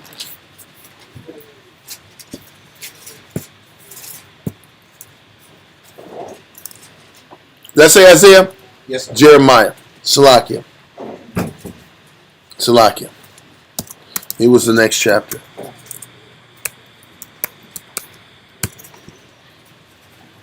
Ready? Yep. Jeremiah chapter 47 and verse 1. The word of the Lord that came to Jeremiah the prophet against the Philistines, before that Pharaoh smote Gaza. Thus saith the Lord, Behold, waters rise up out of the north, and shall be an overflowing flood. He's telling you, verse 1 explains that the Egyptian army was about to smite the Philistines. Then you read in verse 2 that coming from the north there's going to be an overflowing flood. It was an overflowing flood of who? The Egyptian army that was going to the north. Read on. And shall overflow the land, and all that is therein, the city and them that dwell therein. Then the men shall cry, and all the inhabitants of the land shall howl. Because of the flood of military. I think that's enough to prove that point, right? Any questions on that? Let's go back now to Daniel's 11.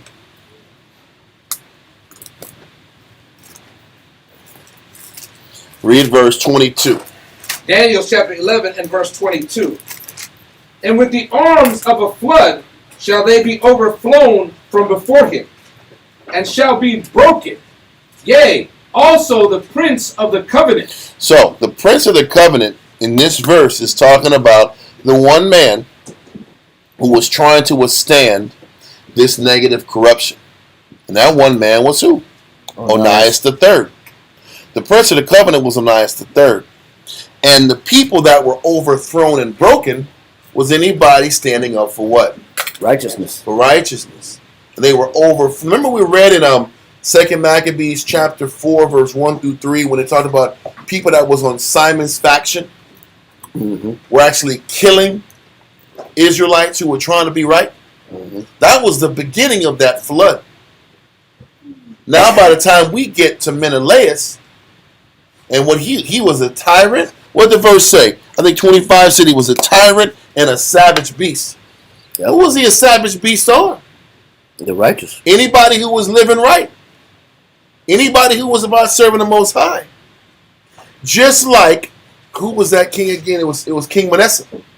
Remember King Manasseh was a tyrant against anybody serving the Most High? Including the prophet Isaiah? He was a tyrant. Anybody that was about serving the Most High was getting murdered. Ahab too. Yeah. So now we have Menelaus, who was backed by who? Antiochus. And that movement got violent. Whereas before with Jason, he brought the fun. I can't say that's fun, but it's fun for them. He brought pleasure. He brought the flesh. Yeah. He brought gems. He brought whatever movement they was doing. But now Menelaus is a tyrant now. Now he's bringing a military presence backed by Antiochus, enforcing the Hellenistic way. At once it was people were motivated to do it. Now it was the tyrant pushing the Hellenistic way, along with pushing the desire for higher taxes and higher income going back to Antiochus. How else are you going to pay this money back? You're going to have to drain the people of the little bit that they have left. By the time, if I'm not mistaken, it was saying that by the time Seleucid the fourth got into power, he was known as the raiser of taxes. We only kept 1/3 of our crops. 2/3 of our crops had to go and get paid for taxes. What? Yes. That means if you make $10 an hour on a job, you really only make $3 an hour. Yeah, $3 3 1/3, $3.30. Crazy. So now, once you got Jason in here, you got Menelaus, you think your profits are going to get more? You're going to lose more money. Because now he's got military presence ramped up in the city. That's 75% taxation. Because when you're reading this in verse 22, we hadn't even gotten to the point where he comes in and ransacks the temple. We haven't seen the worst of Antiochus yet. That's literally when you get into the 30s in this chapter. This makes sense now. You don't read about the worst of him until you get literally in the early 30s. Is when you start seeing how bad he does the Jew. He's just letting the Jew implement whatever he got to do with whatever military presence necessary to bring the money to him that he promised. Now, he's still treacherous because he doesn't care about the people. He's still he's treacherous because he breaks the promises that he makes with other Israelite leaders. Deal breaker. But we're treacherous because we fell and ate the cheese. We knew he would sit back here and break allegiances, and we took advantage of that. But who's taking advantage of who? He's taking advantage of us.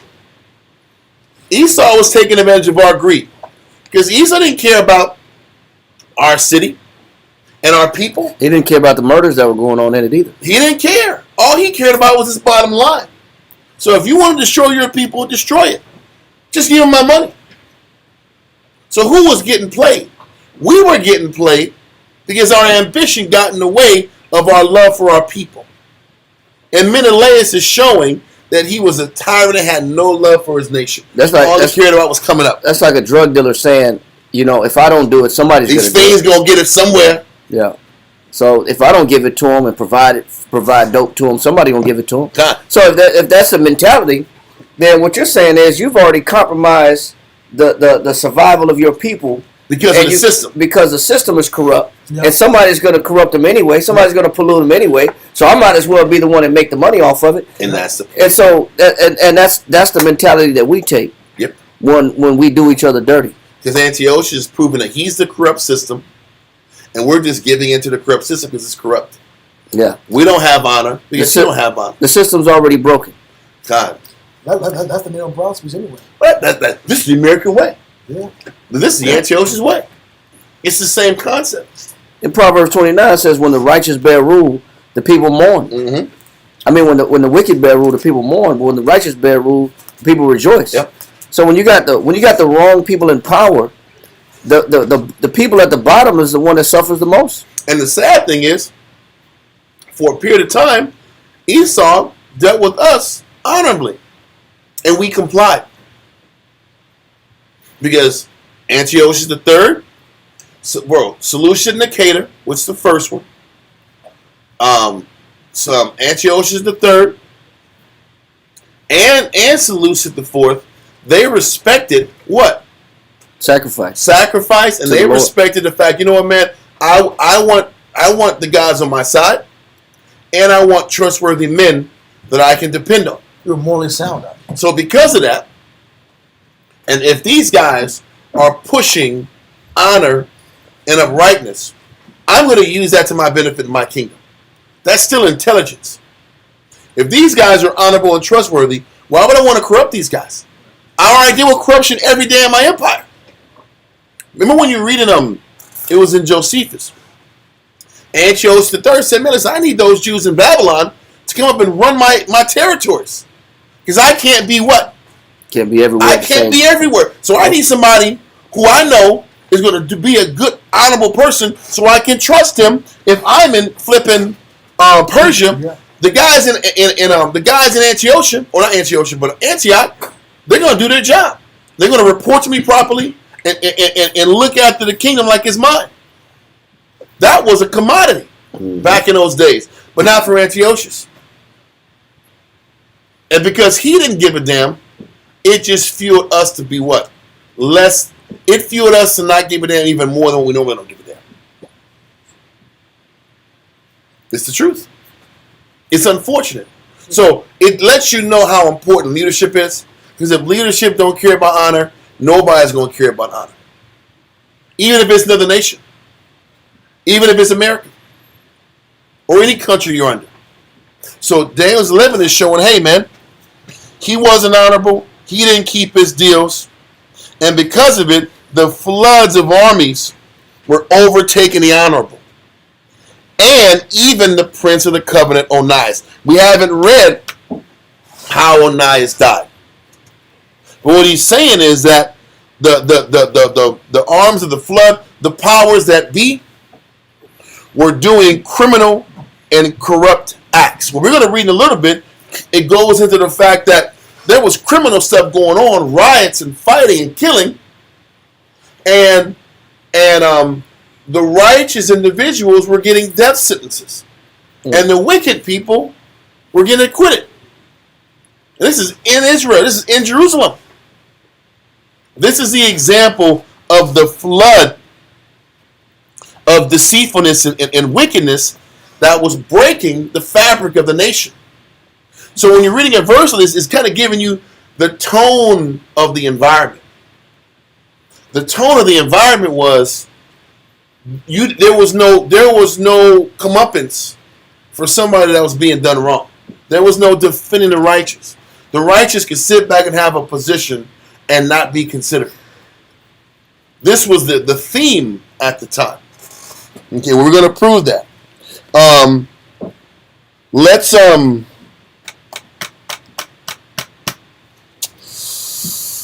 I don't want to keep going into this verse 23.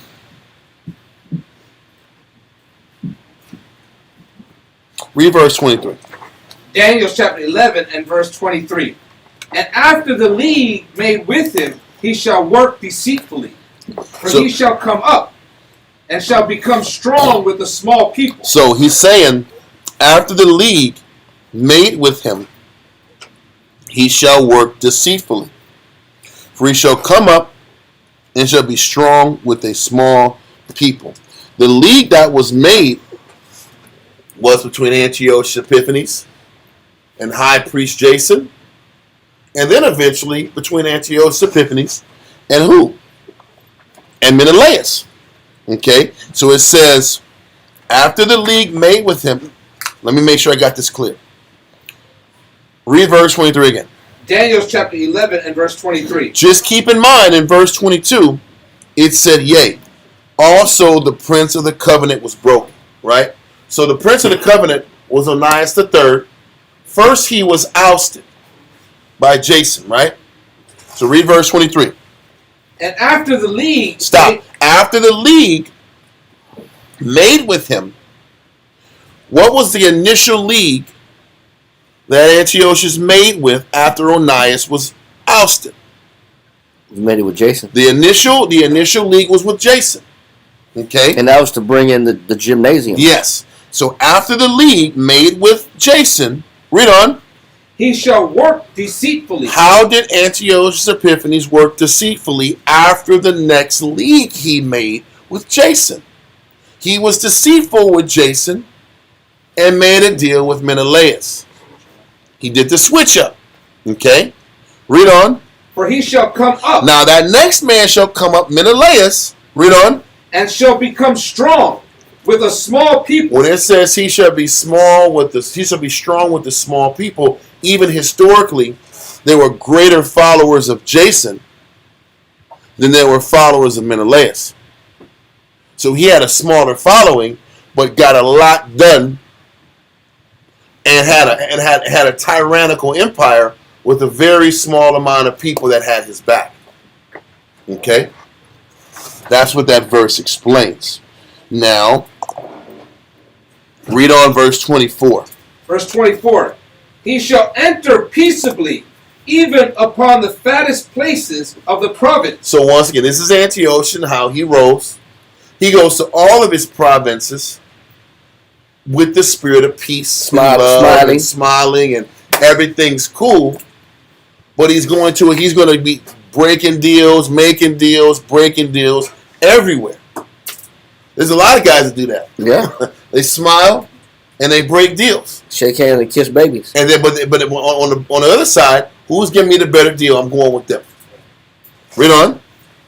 And he shall do that which his fathers have not done. And he says, he shall do that which his fathers have not done. What did he do that his fathers didn't do? Anybody know? Huh? He didn't do it. Well, I'm going to say this. You know, part of me wants to just not do this yet, but what Antiochus did that his fathers didn't do was push Hellenism on everybody.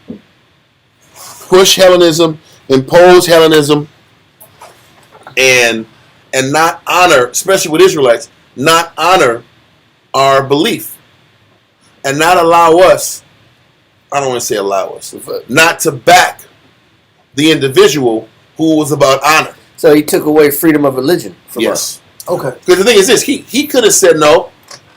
Onias III is the leader, because he's the one that's going to push serving the Most High. He's going to push honoring the Heavenly Father, and these sacrifices mean something to them. And does it really hurt us to finance these sacrifices and have the Lord on our side? It don't hurt us at all either. So let these Jews be the Jew. Think about this. Throughout history, Hellenism, the people were already voting all around the province to be Greeks. Right. So it wasn't like Antiochus forced Hellenism on the entire world. They were already Hellenistic. What he did that was different than what his forefathers did is he didn't honor the holy city and push and be a leader like a leader was supposed to be. A leader is supposed to sit back here and decide what guy is the right man for the job. Right? What man is the right man to lead this people? How did my father lead these people? How did my grandfather lead these people? He allowed the Jew to push serving the Heavenly Father. All Antiochus had to do is send some military to eradicate the gainsayers, to take out Simon and the back Onias, and the coup would have been squashed. But he didn't do that. He said, I don't give a damn about their belief system. I'm a god myself. I'm a demigod myself. We don't need those sacrifices. Let them do what they got to do. I don't follow the guy that's going to be the most money. Forget honor. That's what separated Antiochus Epiphanes from his other forefathers. Does that make sense? Was it also him not having respect for the Most High? Of course, It was both. Bring that about. Yeah. Because we didn't. So He didn't have a respect for the Most High. The reason I didn't say that because these other men serve other idols too. God, true. They listen. Even Ptolemy Philadelphians serve other idols. They just had a respect for the Heavenly Father and allowed us to live pious and serve the Most High. That was the difference. We set that example. Yes. It was, okay, I see what y'all are doing. Let me see how I can benefit from that. Now it's like I'm gonna find other benefits. Yes. So now he opened the door. Antiochus opened the door for us to fight and degrade the society for gain. When all he had to say is, you know what, no, you guys are Jews, follow your laws. Onias III, you're the man. And if you guys don't listen to him, now by king's order, you're going to sit back here and get thrown in jail or killed. Remember Ezra? The only reason they listened to Ezra is because he had the word of the king. He had the seal of the king, so everybody wants to follow God now. Yeah. Nehemiah too. Nehemiah had the seal of the king. Whatever Nehemiah wants, he gets. All Antiochus had to do was say, listen, if you sit back here and cross Onias III, you're a dead man. But he didn't do that, and all hell broke loose. That's how Antiochus was wicked. But Antiochus was wicked because he opened the door for all the sharks. We're wicked because we ate the cheese and didn't have a respect for our laws, and we couldn't self-manage. We didn't self-manage. You see how it was wicked on both sides? And how Daniel focuses on how off the Greeks were. Maccabees explains how bad we were. Yeah. I see it through the lens of the Most High. We were that much worse because of the responsibility we had. He was doing what he's supposed to do. Say that again? And I was saying, for us, it was more the responsibility we were supposed to have to the Most High. Because if we as a nation said, no, we want to serve the laws of the Most High, Antiochus wouldn't have messed with us either. If we were able to self-regulate, But because we couldn't self-regulate, he's going to let that wickedness rise to the top. Who's the most corrupt? Come and give me the best deal. So there's wickedness on both ends. Right. And then when you want to entertain the Greek way of life, that means you're going to adopt their diet. Yeah. That means you're going to eat Greek foods. Yep. You're going to have a Greek diet. Greeks eat anything. They eat anything they find in the water, on the ground, in the sky, anything crawling. So that means that our people are starting to introduce new foods, new restaurants, Yep. things that we weren't even legally allowed to eat, lawfully allowed to eat. But also there's a behavior, it's a whole behavior and culture change that we're introducing when we bring in. You go to Exodus chapter 21, when we think, okay, we're starting to become this Greek, we want to be Hellenized, we want to be like the Greeks. But one of the common things they do, you go to Exodus 21 and 16, this is what they're about. Exodus chapter 21 and verse 16. And he that stealeth a man... Stop. The Greeks was about what? Stealing a man. What do you call that when you steal a man? Slavery. Well, trafficking, human trafficking. It's called slavery, human trafficking. The Greeks are about stealing men and doing what with them? And selleth him. So how did we get to America? We got stolen and sold. How did America become powerful? Following the Greek system. Yeah. Cheap labor. Cheap labor. That's how you get cheap labor, cheap anything. You steal a man and you got free work equipment, agricultural equipment. You got a free chainsaw. That man's a chainsaw. That man's gonna be a lumberjack for his whole life. That guy's gonna cut grass his whole life. That guy's gonna farm tools. Don't have a bad back. Yeah. You're out of there. What are you gonna do? I can't use you no more. You're gonna use it for something else, man. Your job will be scaling fish all day. You're just a fish scaler all You day. better be valuable. You better be a hell of a scaler out. Yeah, you can't. But no, you're gonna scale them fish. Get all the scales off that fish. So, but the Greek way of doing things is, I want things done the cheapest way possible. I don't want to pay nobody, so I'd rather steal a man and do what?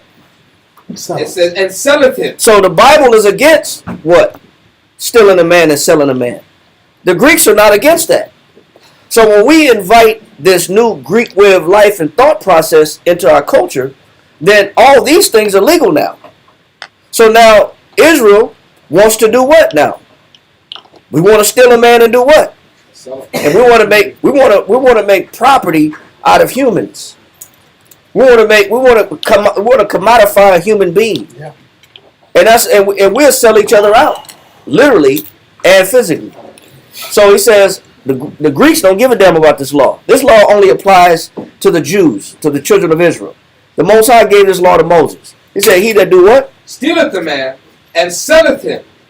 Or if he be found in his hand, he shall surely be put to death. So if a person gets caught, a slave captor gets caught with a bundle of slaves, what are you supposed to do with that man that caught them slaves? Put him to death. You're supposed to put that man to death. That's according to the Bible. Because human trafficking is not legal in the Bible. But when you want these other cultures' way of life, you're saying now, man, that man is my property now. I own that man now. That man, I bought that man for money and I own him. Now, you can lease out your service in the Bible, but after 7 years, what are you supposed to do? You're supposed to set him free. You're not supposed to be this lifelong slave from 4 years old or 2 years old until the time you die 80, 90 years old, and you're just a slave your whole life. You're a servant for life. But this is what we want. When we want the Greek way of life, we want their customs.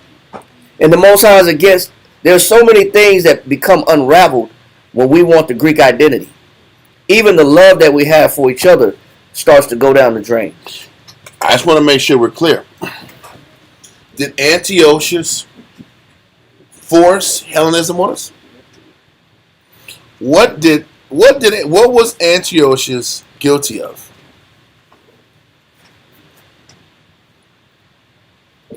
Antiochus was guilty of not defending and backing us being Hebrews and following the culture we're supposed to follow. That's what Antiochus was initially guilty of. Because he was supposed to back the righteous man. Like his forefathers did. Like his forefathers did. That's the difference. He didn't back the righteous man. Do we expect Esau to do that? Antiochus' fathers, they just had a higher level of respect for our people and for the God we serve. But all Antiochus did is like, I don't respect that God and I don't respect them. Who made the major mistakes? He just said, do what y'all want. Just give me my money. And we didn't have the capacity to self-govern. Yep. We couldn't say and accept my ambition is not as important as keeping the laws of Heavenly Father. None of us could self-govern and just accept, let me push my ambition aside so that the Most High's word can be pushed first. What it proved is that the Levites themselves didn't value what they were doing every day. The Levites themselves didn't value what their birthright was and what they were chosen to be. Exactly. And all we did is we needed Esau to tell us to love the Most High. We were guilty because we were waiting for Esau to say, you got to serve the Most High or we'll kill you. And because Esau gave us the freedom to choose what we wanted to do, we chose what we wanted to do. And this is why the Most said they got to fall. And the Most High allowed the temple to be destroyed. Not destroyed, but just defiled. But before the physical temple was defiled, what was defiled first? The people. The Levites were defiled first. We were defiled first because we didn't want to do it no more. And we didn't value the work. And because we didn't value the work, he said, well, if you don't value it, why keep it? Then you read later on the people are crying because the temple's defiled. Do you really give a crap the temple was defiled? But we kept putting the nation in the hands of nations. We continue. Well, that's the point. The point is that if Mr. Charlie wants us to do it, then we'll do it. But if Mr. Charlie don't want us to serve the Most High, then we won't serve the Most High. Or the Ammonite. That's the problem. We still didn't learn to self-govern and accept. Listen, man, it don't matter what this guy says. We're going to self-govern. This is our culture. Yes. Antiochus just exploited our weakness. And the Most High is fair and just and punished him for his exploitation. Because when you read it in Wisdom of Solomon 6, the Most High teaches us how to lead and the impact of leadership. That's what Wisdom of Solomon chapter 6, verse 1 to 10 talks about. The importance of leadership, the responsibility a leader has, and that's what the Most High is stinging Antiochus. But it just reveals Israel is literally referred to as the lost what? Sheep. And without strong leadership, Israel folds. And Israel becomes individuals. Or Israel's a homeborn slave. God. And we're a slave to our what? Our lust and our impulses. Gotta come up. Read verse 24 from the top in Daniel 11. Daniel chapter 11 and verse 24. He shall enter peaceably, even upon the fattest places of the province, and he shall do that which his fathers have not done. And that thing that Antiochus' fathers didn't do, they backed the high priest that honored the Most High. They did that. Antiochus didn't. His forefathers, Antiochus' forefathers, honored the high priest and actually made judgments based on backing the high priest. Don't forget, Antiochus Epiphanes' brother didn't allow Jason to be the what? High priest. Because he was corrupt. What does that mean? That means Seleucus was responsible and said, these people need a leader that loves the work. And I can't put a man to lead the nation of Israel that doesn't love to serve the Most High. Even the white man understood that. Esau knows that. Right? The white man said, man, I can't put this Jew here. This ain't call himself Jason. Why would I sit back here and put a guy whose name was Hawashai and change it to Jason? Why would I put him as the head high priest of the Jews? He didn't even value the meaning of his own It's name. going to be a catastrophe. God saves or God be with. Con. Yeah. Why would I put him on the top? No, I will not do this, and I'm a nation, and I know that. You already recognize the sellout in the guy. That's the point, because he deals with people all the time. He's like, I would be irresponsible to put that guy over those people. It's obvious it's a sellout. That's the point. It's not like it's like he didn't know. Oh, this guy's a sellout. No, he knew. He knew what this man was about. He knew what was inside of him. Yes. This guy was probably more Greek than the Greek. God. Yes. God. That was more Greek than the Greek side. And he's like, this guy ain't fit for those Jews. I can't put him up there. He understood that. But our people, oh my God, he's going to hit him. But so what he's saying is, he understood that. But the only person that didn't accept that way of thinking was Antiochus Epiphanes. Well, let's continue. And he shall do that which his fathers have not done, nor his fathers' fathers. Because his father was Antiochus III. He didn't do that. His father's father was Seleucus Nicator. He didn't do that. Read on. He shall scatter among them the prey. The prey was who? The victims. The collateral damage from this decision.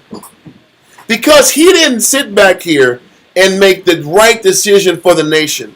All those individuals became the prey to the wicked devices and the ambition of the men that didn't want to follow the Most High anymore. Now they were the prey. Now they were victim to being what? All these young boys. All of a sudden, their focus went from serving the Most High to being in the gym and being an athlete and then eventually being defiled. Yep. They were the prey. Yes. The young boys were the prey. They were destroyed. The young children their whole lives were irrevocably changed. To this day. Because Antiochus didn't say, you know what, for these people's own good, I'm going to push Onias III. Because the funny thing is, when you read about Onias IV, he was righteous too. Oh, wow. So the secession would have been in place. Onias III run it, Onias IV, we would have been unscathed. We would have kept it with the reign of consistency would have sustained itself. Yeah. But because Antiochus was that wicked and vile person, and he didn't do what he was supposed to do and be responsible enough to back righteous men, there was a chain of events that happened. Like his fathers did. Now, does the story make sense now? Yeah. Does the explanation does it follow suit better? Yeah. It kind of reminds me of the time when we read in scriptures about how the Most High destroyed the Babylonian kings because he said you should have stayed with your forefathers stayed. Remember that? Yeah, yeah. Oh, that was when that was right before the Persians invaded Babylon, took them out. Like, why came out so fast? Like, you should have studied. You should have known. You should have looked at how your forefathers dealt, and you would have sustained yourself longer. It's the same concept here. Antiochus had no concerns about what worked for my father versus what didn't work. It was, I'm just going to do things different, and I'm going to do things based on ego. Yep. But that ego-driven decision destroyed an entire nation. And destroyed him. In the process. Yeah. Con. So, read verse 24 again from the top, then we're going to move on from this point. Daniel chapter 11, verse 24. He shall enter peaceably even upon the fattest places of the province, and he shall do that which his fathers have not done, nor his fathers' fathers. He shall scatter among them the prey, and spoil, and riches. So how did he gain spoil and riches? He focused, listen, we were scattered, the prey was scattered, the people trying to live right were being eradicated or turned out, and what he tried to do was to spoil and gain riches. How did Antiochus Epiphanes spoil and gain riches? By putting corrupt guys in there that were going to give him an accelerated level of taxes coming back to him. He didn't have to physically go into the city to spoil. He just sat back here and put bigger beasts in power that was going to give him more money, despite the effect that it would have on the nation. Get it? Read on. Yea, and he shall forecast his devices against the strongholds, even for a time. These devices were breaking down the cities for a period of time. He was in power from 175 BC to 164 BC. So for an 11-year reign, these devices was working all around his province. He was gaining military victories, as we're about to read. As we go into, when we go into Daniel's 11 later, we'll go into how he had military victories in the midst of this. He was winning wars. He was sitting back here and collecting larger amounts of taxes in every province. It's still about getting. You think he was doing these policies everywhere. The only difference, everybody else was already Hellenistic. So he was just going and getting money, getting paid in all these places. Bankroll, his bank account was rising. He was winning. He was smiling. Okay, so this policy was working. His devices were working for a time. And we'll get back into Daniel's 11:25 later on. I'm trying to break down. We're still doing Daniel's 11. We haven't stopped it. But each of these chapters and paragraphs, I should say, are meaty and they go over a lot of information. We were doing the Daniel's 11 a long time ago. But it seems like we stopped. There's more detail. We didn't stop. There's a lot of information in between these paragraphs that you have to go into. Does that make sense? Yeah. We stopped like at verse 20 when it said the raiser of taxes. The raiser of taxes point drew us back into 2nd Maccabees. And now we're here in 2nd Maccabees dealing with that raiser of taxes sequence all the way to Antiochus. Now we're dealing with Antiochus and we're dealing with the events leading up to his tyranny. Once we sit back here and go into all the wickedness that we did, then we go into the wars that led him to sit back here and go berserk on us. There was a succession of scenarios happening and one major loss that made him say, man, forget this.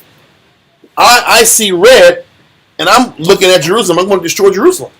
So we're going to work all this in succession to sit back and build the story the right way. Okay? So we're done with Daniel's. I don't want to go into, on your own reading, we've done it before.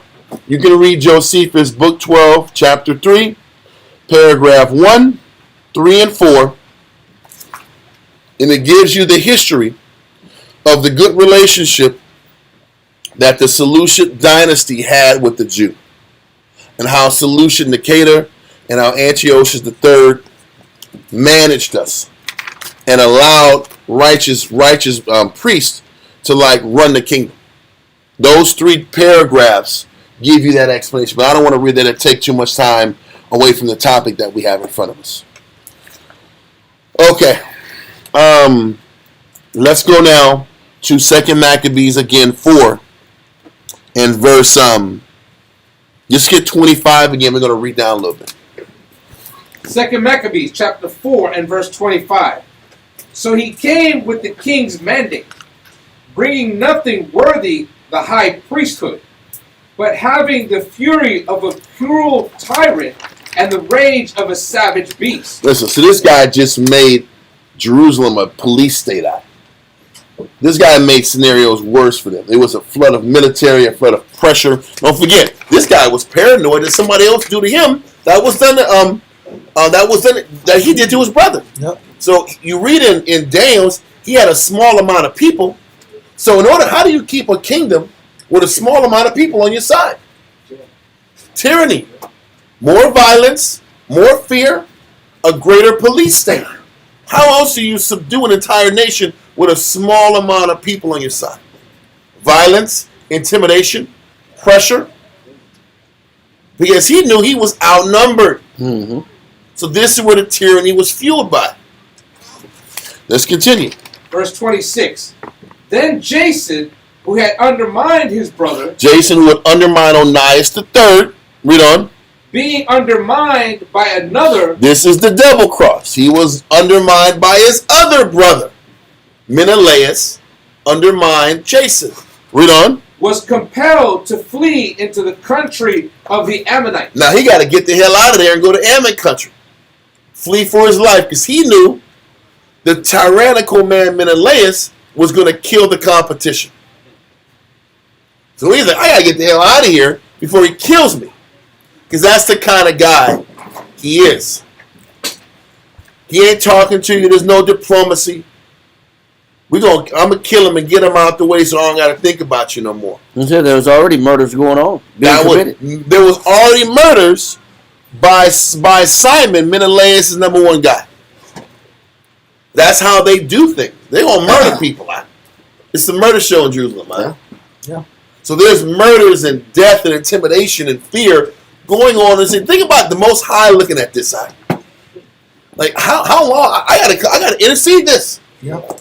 I have to intercede. This is too much. His holy city's getting thrown down. Yes, it was already Hellenized. Now it's Hellenism and tyranny on top of it. I've been saying over the last few weeks, it gets worse. The story gets worse. I think it get no worse than the gyms. I know. Now it's gyms and it's murders on the street. And it's bodies being found in the street. It's bodies. But that guy was a man that loved the Most High. He got murdered. This guy stood up against the police and was like, I'm gonna follow the Sabbath. Look what happened to him the next day.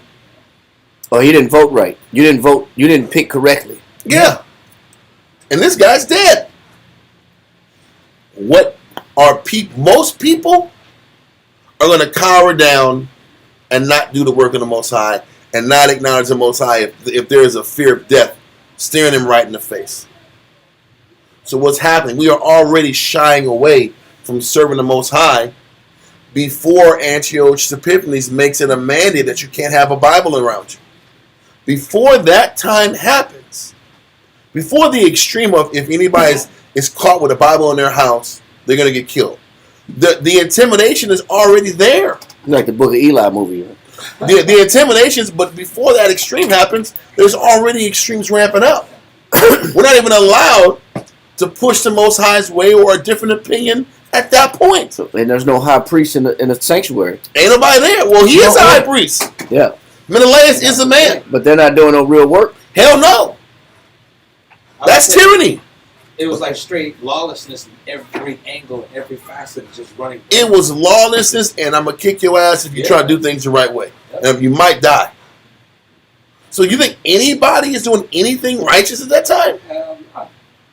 Maybe you might have a few people going to the house and praying. Maybe. But then there'll be a snitch right next door seeing you. And report it to Menelaus. And then his goons will come to your house, son, and shaking you up. You don't think it was like that? And all we focus on as Jews is how bad the white man was when he came in here and took away the Bible from us. We were doing it before they did it. They just had more money and soldiers to enforce it better. Implement it. Yeah. We were the ones behind it. So it's a complete Philly state. It's flooded with men. The gym culture is already there. Yeah. It was the Greek way. Or if you were trying to do anything opposite of the Greek way, you was getting dealt with. Now there's tyranny. There's violence happening. Let's continue, man. Verse 27. No. Well, yeah, let's read verse 26 again. I'm sorry. 2 Maccabees chapter 4 and verse 26. Then Jason, who had undermined his own brother, being undermined by another, was compelled to flee into the country of the Ammonites. Okay, hold this and go to Matthew chapter 23, verse 13.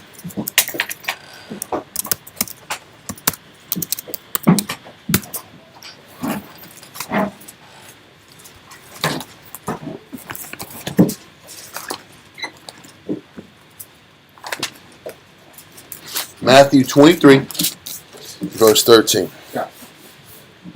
Matthew chapter 23 and verse 13. But woe unto you, scribes and Pharisees, hypocrites! Christ is talking about the leadership of the nation. Because the scribes and the Pharisees were the leaders, right? They were the authority. They were the source that people followed to like navigate through their lives, navigate through their problems. They were supposed to be that light and beacon of strength for the nation, right? It says destruction to the scribes and Pharisees, or the high priest. Read on. Hypocrites, for ye shut up the kingdom of heaven against men. He said, for ye shut up the kingdom of heaven against men. What does that mean? Good question. What it means is the actions of the Pharisees and their wicked patterns, the people follow, and because they follow those wicked examples, they don't make the kingdom. They're wicked examples that everybody's watching and looking for as they mirror those patterns, as they were mirroring Jason's wicked conduct. Following how Jason followed, he's like, these bad leaders are shutting up the kingdom to anybody who follows them. It's scary because that is the magnitude and how serious the position of leadership is. This is why we're so hard on people that want to come up and be a leader. He said the conduct of bad leaders is how men get shut out from heaven. Because if our conduct is bad and people mimic that bad conduct, the people who mimic our bad conduct aren't making it either. So he's explaining Jason. We just read about Jason. He's in Ammon land now. But look at the effect of his actions. He shut up the kingdom from countless young men, countless people. His actions sealed their life. Then more than likely they're not making the kingdom because Jason's bad example. And That's scary as hell. And their children too. And their children. And now you have a wicked just generation after generation that follow this Greek way that Jason opened the door for. A lot of souls got destroyed for him to get his blessing. To get this carnal temporary blessing. He's out of the city now. How much money, how much real estate he got now? How much holdings can he say he got? You think when he gets kicked out, Menelaus is going to let him keep his property? Hell no. That property is gone. Mm-hmm. It's like in the war between Russia and Ukraine, right? BlackRock bought a lot of the property from Ukraine. A lot of eastern Ukraine. BlackRock bought it. You think BlackRock owns it now? They don't give a damn what transaction happened between the United States BlackRock and Ukraine, and eastern Ukraine and the southern Ukraine. It's Russian land now. Now, Putin's like, okay, what oligarch wants to buy this piece, man? Oligarch's going to take that shit. Well, Russian oligarchs? Nobody righteous. Well, it's whoever got the money. You can't afford it. Listen, you're going to give Russia a cut, or because it's a socialist country, this is going to be Mother Russia's. All these Ukrainian stuff, these sources and precious metals. All these. Everybody keeps talking about the precious metals. That's the thing right now. I'm even trying to understand how in the hell is Ukraine in a position to sell precious metal rights to America when the majority of the precious metals are in the country of Russia now. Well, there you go. There's only a little bit west of Kiev. Kiev West is only so many million. There's trillions of dollars of resources east where Russia took over. My point is this. BlackRock was supposed to have a piece of that precious metals. Everything out. They ain't getting it no more. You can't have it as long as Putin got it. So that deal is nixed. So think about Jason in Ammon territory. He's living there. All that money he gained, he just lost in 3 years. He's broke again. And everybody lost. And the whole nation fell apart. So, and he led a lot of the nation to their utter destruction. So you think the Most High was crying over all those Israelites getting killed? Because these same Israelites let these gym boys. Yeah. They're the ones getting killed. The police are here. What's wrong? That's what I'm saying. I'm Topicus. October. Someone's getting rusted off. I'm Alvin, Simon, and Theodore over here. So That was stupid. I just sent you a map The but original. on that point that you was making about Ukraine. oh, 1 second. I don't know if you want to put it up, but they only own it. It just shows the what Ukraine lost and what Russia now owns. Did you email it to me? Mm-hmm. But the state of Israel is horrible. Actually. Yeah. Listen, Israel has collapsed, and the messed up thing is the culprit is out of there, and everybody is suffering now. Yeah, the red part is where the best stuff is. Yeah. Matter of fact, I got that other map from a time ago that we shared before, and it kind of goes into just all the value, the millions of dollars worth of resources. Come on, man. Now it's a challenge to find. It's always a damn problem when you want to get the information out quickly.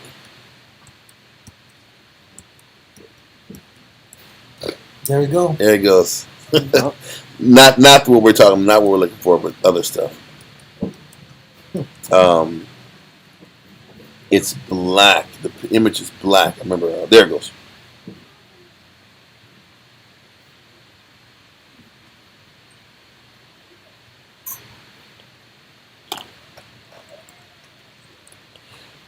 I'm trying to bring it. Oh, come on. Hold on. 1 second, y'all. It's coming. There it goes. I've been moving now.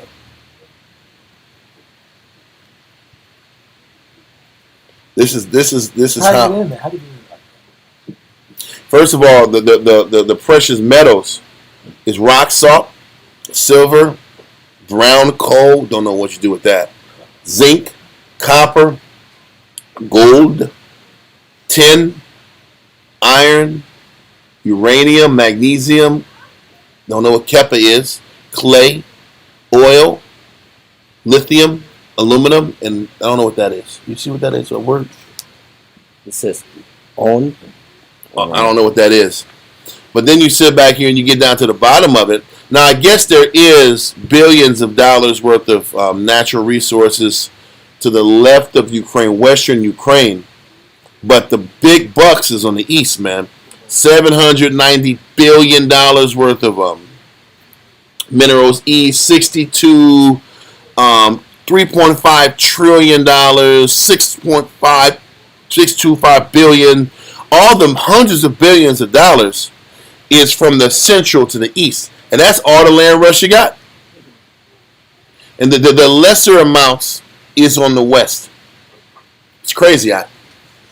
So pretty much the real stuff is on the east. You think Russia's giving that up now? No. There's no way they're giving up all those precious minerals. It don't even make sense. So what we're going into dealing with Jason just explains everything he accrued by defiling the nation. He had to lose most of it in an instant. That's scripture right there. So read it again, verse 13. Matthew chapter 23 and verse 13. But woe unto you, scribes and Pharisees, hypocrites, for ye shut up the kingdom of heaven against men. That's scary, man. Yeah. Listen, Jason's bad example shut up the kingdom from an entire generation. Well, get a verse on that too. Proverbs chapter 29 verse 4.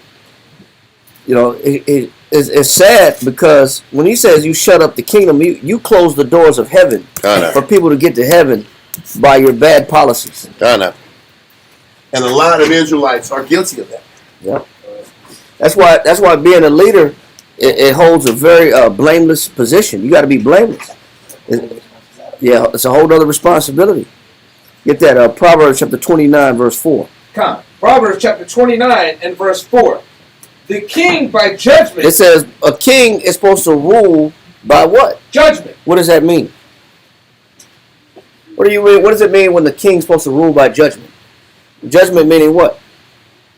Righteous decision. Righteous decisions, discernment. What's fair and equitable for everybody? Right. What's equitable and right for everyone in the eyes of the Most High? So a king is supposed, or any leader in any position, is supposed to be considering the people and what's fair and right to the people, not just what's fair and right to his pockets. Yeah. Right. Or just fatten or enrich himself. Read on. The king by judgment establishes the land. It says the land benefits and the people benefit when you got the king making right, fair, equitable decisions. If a leader can do that, the land benefits. The land rejoices. Everybody's happy. Read on. But he that receiveth gifts. Stop. What did Jason promise Antiochus Epiphanes? Gifts for what? For selling out the another tax farming. Yeah, it was tax farming. He says, I can raise the tax farming. See that? Yeah. Receiveth gifts. So remember what Jason promised Antiochus? Yes, sir. He said, man, I can get you more taxes. Yeah. But guess what? Guess who else said that? Menelaus said that too. I can double what Jason gave you. He did. I can double up and give you more taxes than what my brother's giving you if you let me be king. So it says the leader that receiveth gifts does what?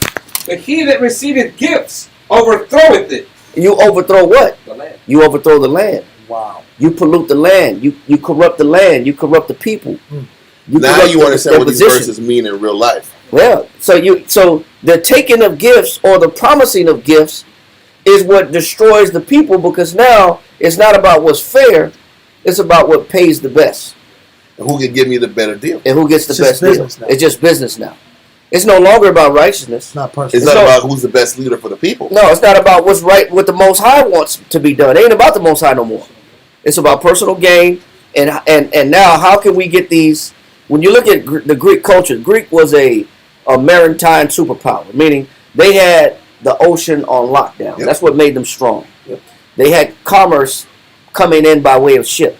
When they took over Egypt, they took the routes, the trade routes that Egypt used to possess. Mm-hmm. So now all the best valuables of the whole world flowed to the Greek Empire. And this is what a lot of those Syrian wars were about. Mm-hmm. A lot of those Syrian wars in Daniel 11 was about who's going to control the maritime powers. Yep. There was a lot of sea wars. And that was, even it was about trade. the little islands, Yes. the little small islands, the cyclid, Those are ports. the cyclid islands were port cities. They're ports. So with the Greek Empire, you had gold coming in, you had Corinthian Tyrian valuables, purple. Tyrian purple, you had Corinthian leather, you had opals, you had marble, Mm-hmm. you had statues. So with the Greeks were known for setting up shops. Yep. They loved setting shops up off the water, little markets, what we call today shopping malls. The Greeks were really big about creating shopping malls. Yeah. So at the shopping mall, you were able to taste food from other countries. You were able to shop for goods from other places. You were to get material, leather, opals, diamonds, food, spices. You could taste the world from a Greek perspective because they controlled all the commerce coming in. Just like America is known for shopping. Now you create an industry, a commercialized industry for shopping. So now what we wanted was, when we want the Greek culture, we want to shop like the Greeks. We want the Greek goods. Yeah. We want the Louis Vuitton. Yeah. We want the Moet, the Hennessy. Yeah. We want the Prada. We want Red the Fendi. bottoms. We want the red bottoms. We want the finer things of life. We didn't care about that in Jerusalem. Yep. But what do you bring in when you bring in this Greek mindset? Ego. Ego, Vanity. Materialism. Yeah. You get materialism. Now my furniture comes in. I got the best furniture that comes from. I got African teak wood furniture. You know what I'm saying? I got statues that come out of that's made from the Peloponnese mountains, made out of marble. I got spices that come from East Asia. So now it's the finer things of life, what we call the finer things of life, that we care about in materials more than we care about righteousness in the Most High. So what happens to the people though? You trade out some good material leathers, furniture, spices. But what about righteousness? You can shop now, just like America. You can shop for anything in America. You can get anything. But what about righteousness and fairness and equity? So read that one more time. Proverbs chapter 29 and verse 4. The king by judgment establishes the land, but he that receiveth gifts overthroweth it. So these men were about gifts, man. Whoever could pay me the most, keep me in my position, and I might make some laws that lean your way. Yeah. And that's Congress. Yeah. Yeah. That's lobbying. Done. That's what lobbyists do. I scratch my back. That mind frame still exists today. I scratch your back, you scratch mine. I'll make some laws that benefit you, but I just need some things done for me too. Yeah. Some kickbacks over here. Some kickbacks. Some Biden. But what do you do? What about the kingdom of heaven though? It's not important anymore. It's for sale. Yeah. And so that's what the Pharisees were doing in Matthew 23. That's what Jason is doing. That's what Menelaus is doing. And that's what presidents do today. Who got the what they call outsourcing. And outsourcing today is basically, if you give me this contract, this government overseas contract, then I'll go ahead and deposit this money to your grandmother's bank account. Yeah, your grandmother's bank Yeah, or your mother's bank account, or your son's bank account. That's Vladimir Zelensky. Zelensky's got like 5 or 6 mansions in his mama's name. Like he's made it fresh. Yeah. In my mama name. He got houses in Egypt. He got houses, all kind of property and money out. Where you get it from? In his mama's name. My mother. Come on, she had no money Your out. mama's not balling like that. Get out of here. He was a comedian. He was a comedian turned president. It was a comedian turned president, and he got a lot of money to do this out. He had a lot of money, and a lot of his money's in Monaco out, where it won't get taken out. And there's no oversight. There's no extradition in Monaco. Swiss bank accounts. There's no oversight of the money. But they do a lot of laundering in Monaco. Monaco is where they wash the money a lot. Anyway, but kind of keep going. What you're saying? No, just on the point. That's how righteousness get overthrown. It's get overthrown by bribes and empty promises. Okay. People making promises. You hook me up, I hook you up. Do me a favor, I do you a favor. Righteousness don't exist anymore at that point. Okay. Yeah. And that policy brings out the worst in people. It shows the bad character of the leader, and it brings out the animal out of the people vying for that position, figuring out how they can provide the best gift. Yep. But where are we at? You done with that verse? Mm-hmm. So let's go back to Matthew 23 and 13. Matthew chapter 23 and verse 13. Mm-hmm. But woe unto you, scribes and Pharisees, hypocrites! For you shut up the kingdom of heaven against men. For ye neither go in yourselves. He's like, listen, Jason's not making it to the kingdom. But not only is he not making it to the kingdom, he's bringing thousands upon thousands of people with him. Read on. Neither suffer ye them that are entering to go in. He's like, the ones that are trying, it's the people that actually might have a chance to make it to the kingdom. Your conduct has killed their opportunity. Because they're going to sit back here and just follow your example.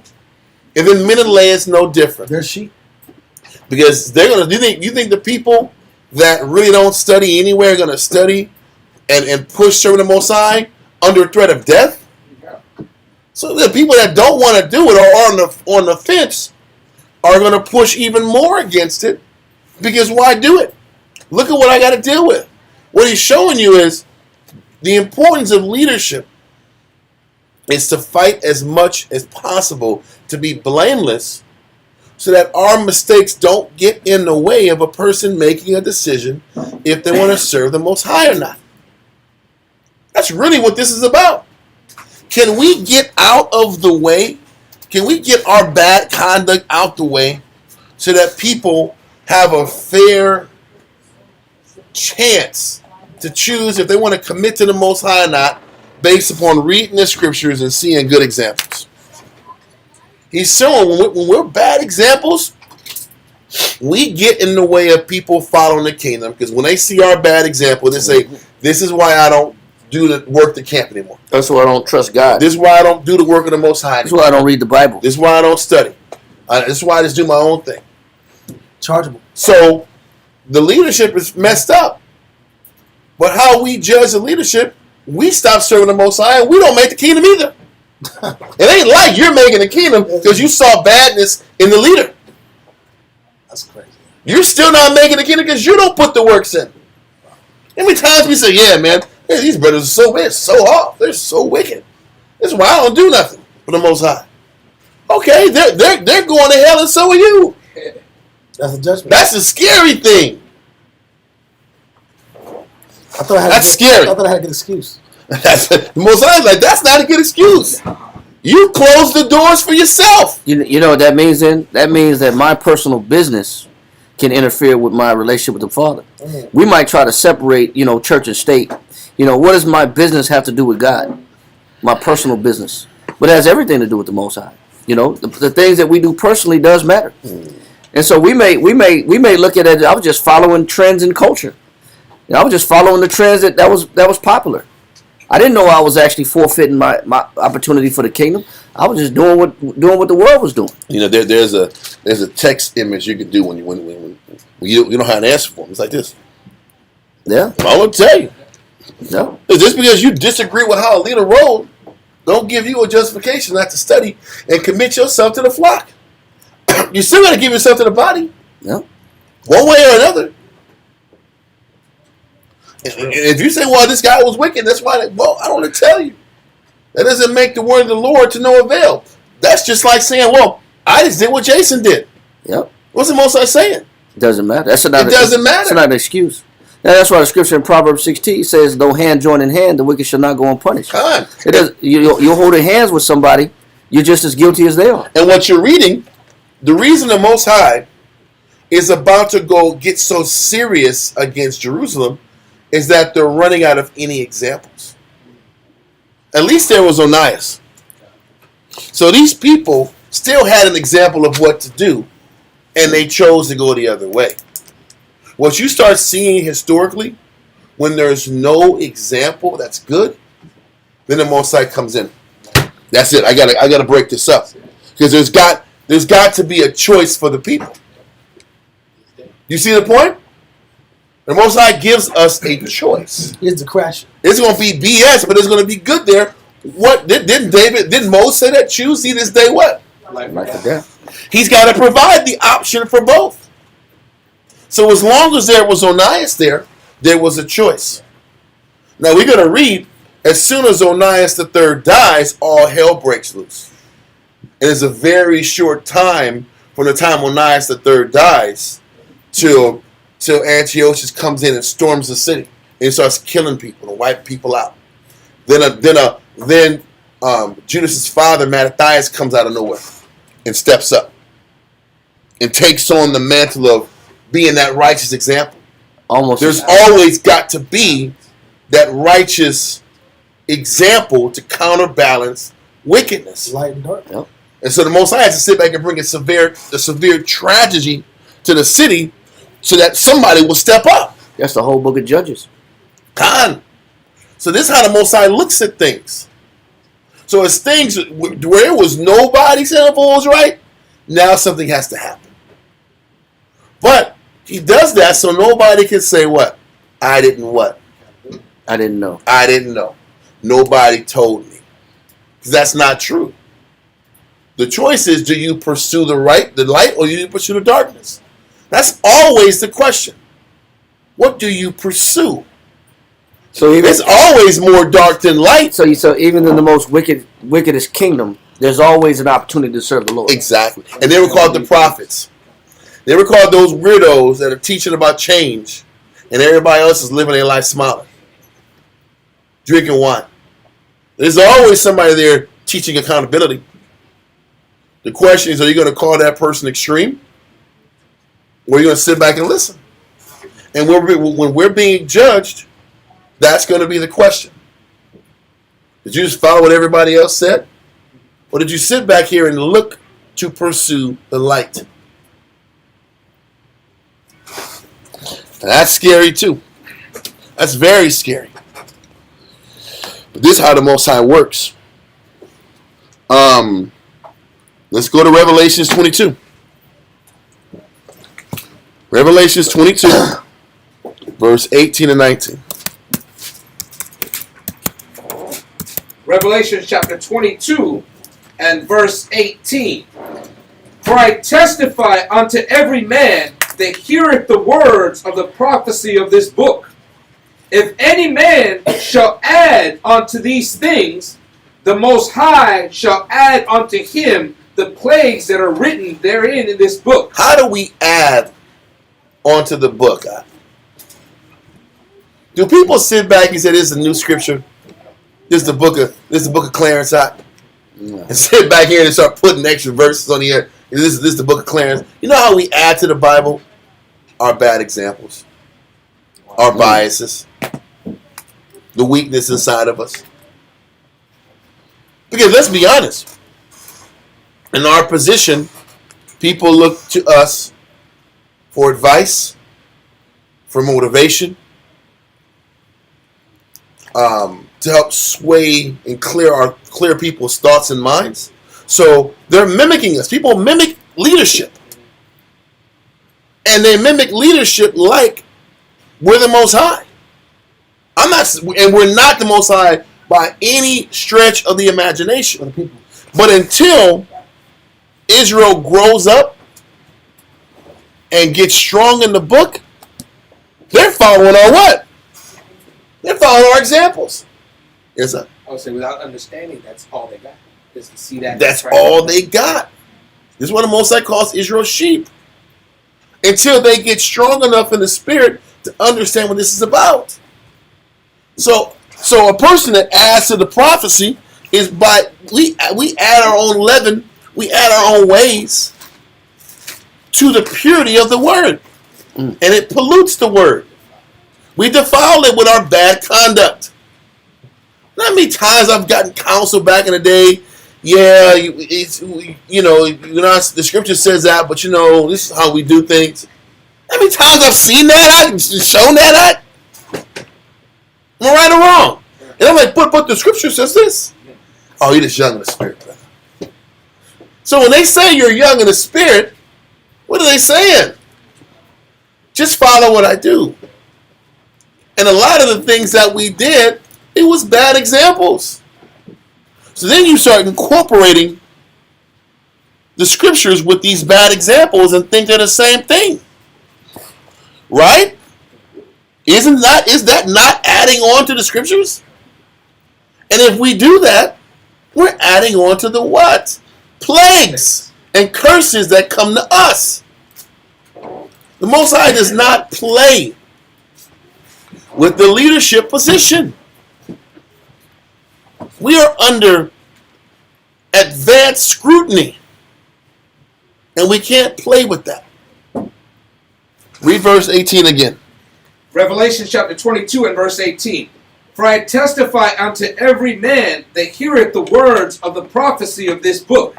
If any man shall add unto these things, the Most High shall add unto him the plagues that are written in this book. Listen, we add and take away with our conduct, man. Israel, most of the time, is not bold enough to say to scratch that verse. I've heard certain preachers just say that, scratch that statement, and put this in there in between. But how many people do that? People don't do that on a daily basis. We do it by our actions. How our actions don't line up with what the words say. That's how we add or take away. But on a very obvious way of looking at things, this is what Jason did. He added and he took away. You don't have to sit back and go to the temple no more. The Greek way is the best way. The gymnasium way is the best way. He led Israel to destruction. And because he led Israel to destruction, his plagues were being doubled and tripled and quadrupled. And everybody that followed them, their plagues added on exponentially. So when you read about all the deaths and all the tortures that happened to so many people, understand why the death and destruction had to happen. It's a sad story. When we start going into the tortures that Antiochus had people going through, getting thrown in pots, getting fried and burned alive, These are horrible stories. Getting maimed, all your body parts cut off, and your torso is thrown in a vat of oil, hot oil, and you're burning. And it isn't like you can use your arms as leverage to move around. You're just going to burn on your back or on your front, however you roll. Think about how angry the Most High was at us to allow that to happen to us. Now, as you visualize all these sad things happen to Israel, think about how mad and infuriated the Most High was because of what we were doing. Because of the choices we decided to make. Because we chose Hellenism over him. We chose idolatry again in just one small generation. It couldn't have been longer than 5 to 7 years a complete nation turned upside down. 3 to 7. It was 3 with Jason, and then Menelaus' time. That was no time, and everything was completely turned over. Yeah. No, get a verse on that too. Matthew chapter 16. And as we're getting it, I just want to bring this one point out about how fragile it is to keep the sanctity of the nation together. Listen, you can have 2 or 3 good leaders in a row, and then one come in there and everything falls apart. It doesn't take a lot. It can take one leader that was selfish, that wasn't studied up, that wasn't properly trained the way he's supposed to be trained, and everything that every other general did leading up to that is forgotten. Mm-hmm. Am I right or wrong? God. You know how easy it is to change a culture for the worse? Yep. I've seen it. Things that meant something to one leader, the next guy don't take it serious. So nobody takes it serious. Then you look up, and the camp ain't even the same camp in 5 years. Because the things that one man took serious in Christ, another man didn't think it was serious. And all of a sudden, you start seeing the diminishment of how things are. Just because one person just didn't think these things in the scriptures studying was that serious. Just didn't think teaching was that serious. It's just one guy don't think teaching is serious, that all of a sudden the bottom falls out. And nobody wants to be a teacher. And people don't even want to come to class. That's because the leader didn't want to teach and study. That's a fact. Keep going, Shabs. I'm sorry. Matthew chapter 16. Yep. Read verse 5. Matthew chapter 16 and verse 5. 5 through what? 5, 6, and 7. Okay. Matthew chapter 16 and verse 5. And when his disciples were come to the other side, they had forgotten to take bread. And so this is Christ and is telling his disciples to grab something. He says the disciples came to him, and what? Then Yahushua said unto them, They weren't organized. Keep going. Take heed and beware of the leaven of the Pharisees and of the Sadducees. Now, leaven, of course, is still talking about leavened bread. Mm-hmm. So he says, he's teaching his disciples a lesson, but he said, beware of the what? It says, take heed and beware of the leaven of the Pharisees and of the Sadducees. And the leaven represents influence, because leaven is what influences bread, and leaven is what makes bread rise. Mm-hmm. So leaven represents influence. So Christ is saying, beware of the influence of the who? Mm-hmm. Of the Pharisees and the Sadducees. Yeah. Go ahead.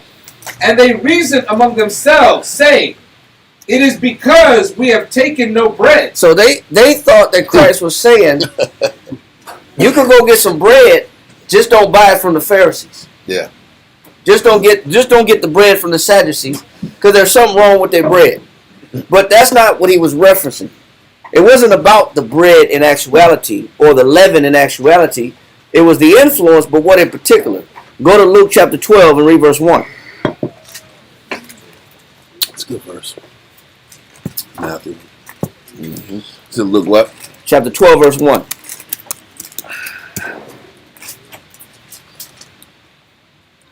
Got it. Luke chapter 12 and verse 1.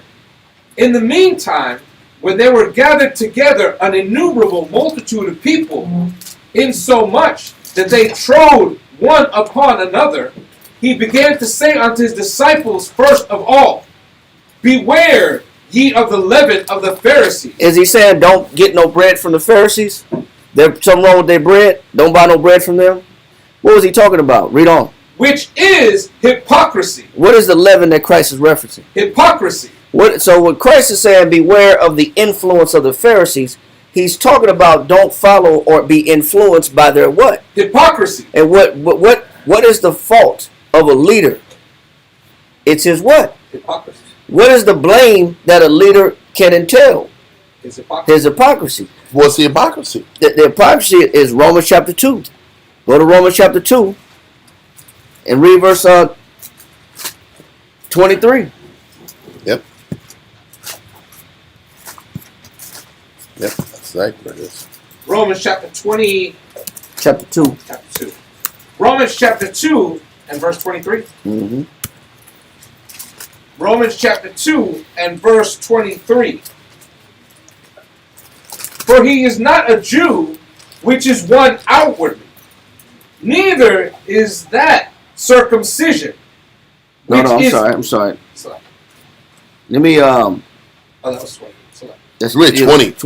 20 down. Yeah, you read the wrong Yes, sir. verse. To get to the point, straight to the point, 21. Romans chapter 2 and verse 21. Thou therefore, which teachest another, teachest thou not thyself? It says what a leader is supposed to do as they're teaching other people. It says they're supposed to be teaching what? Yourself. You're supposed to be teaching yourself. Mm-hmm. Meaning the law applies to you as much as it applies to the people that's listening to the law. Yeah. It applies to you also. Just because you teach the law, you don't have a license to not have to follow it. And that otherwise it's hypocrisy. He said what? It says, thou therefore which teachest another, teachest not thyself? Go ahead. Thou that preachest a man should not steal, dost thou steal? So what makes a leader guilty of hypocrisy? If I'm telling people don't steal, but I'm doing what? Stealing. I'm stealing.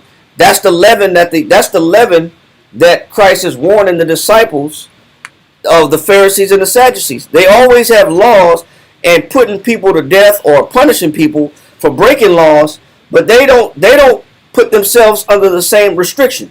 Yep. It's the exampleship. The Most High calls a hypocrite a play actor. Yep. And this is what a play actor looks like. Yep. Play is about being for what's right, but doesn't do it. Doesn't live what he teaches. Doesn't live how he talks. Yep. So keep going. Verse 23. Verse 23. Thou that makest thy boast of the law. So a leader will brag about the law, and the law has to be upheld. Read on. Through breaking the law. But they themselves break the law through hypocrisy. Go ahead. Dishonorest thou the Most High? But who gets dishonored in the process? Yep. And that's the whole point. If a leader doesn't uphold the standard that he's teaching, he makes the Most High look bad. And then we look bad at the Most High. Yep. And then we get in the leader's bad judgment gets in the way of our relation with the Heavenly Father. And that's when the Most High gets so mad. Because if we see a bad example, that's why we don't commit to the Most High.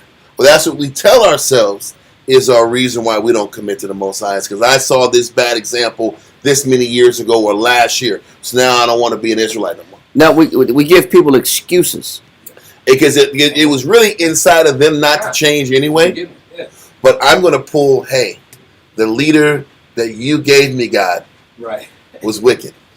Because you gave me this wicked leader, now I get to pull this get out of jail free card.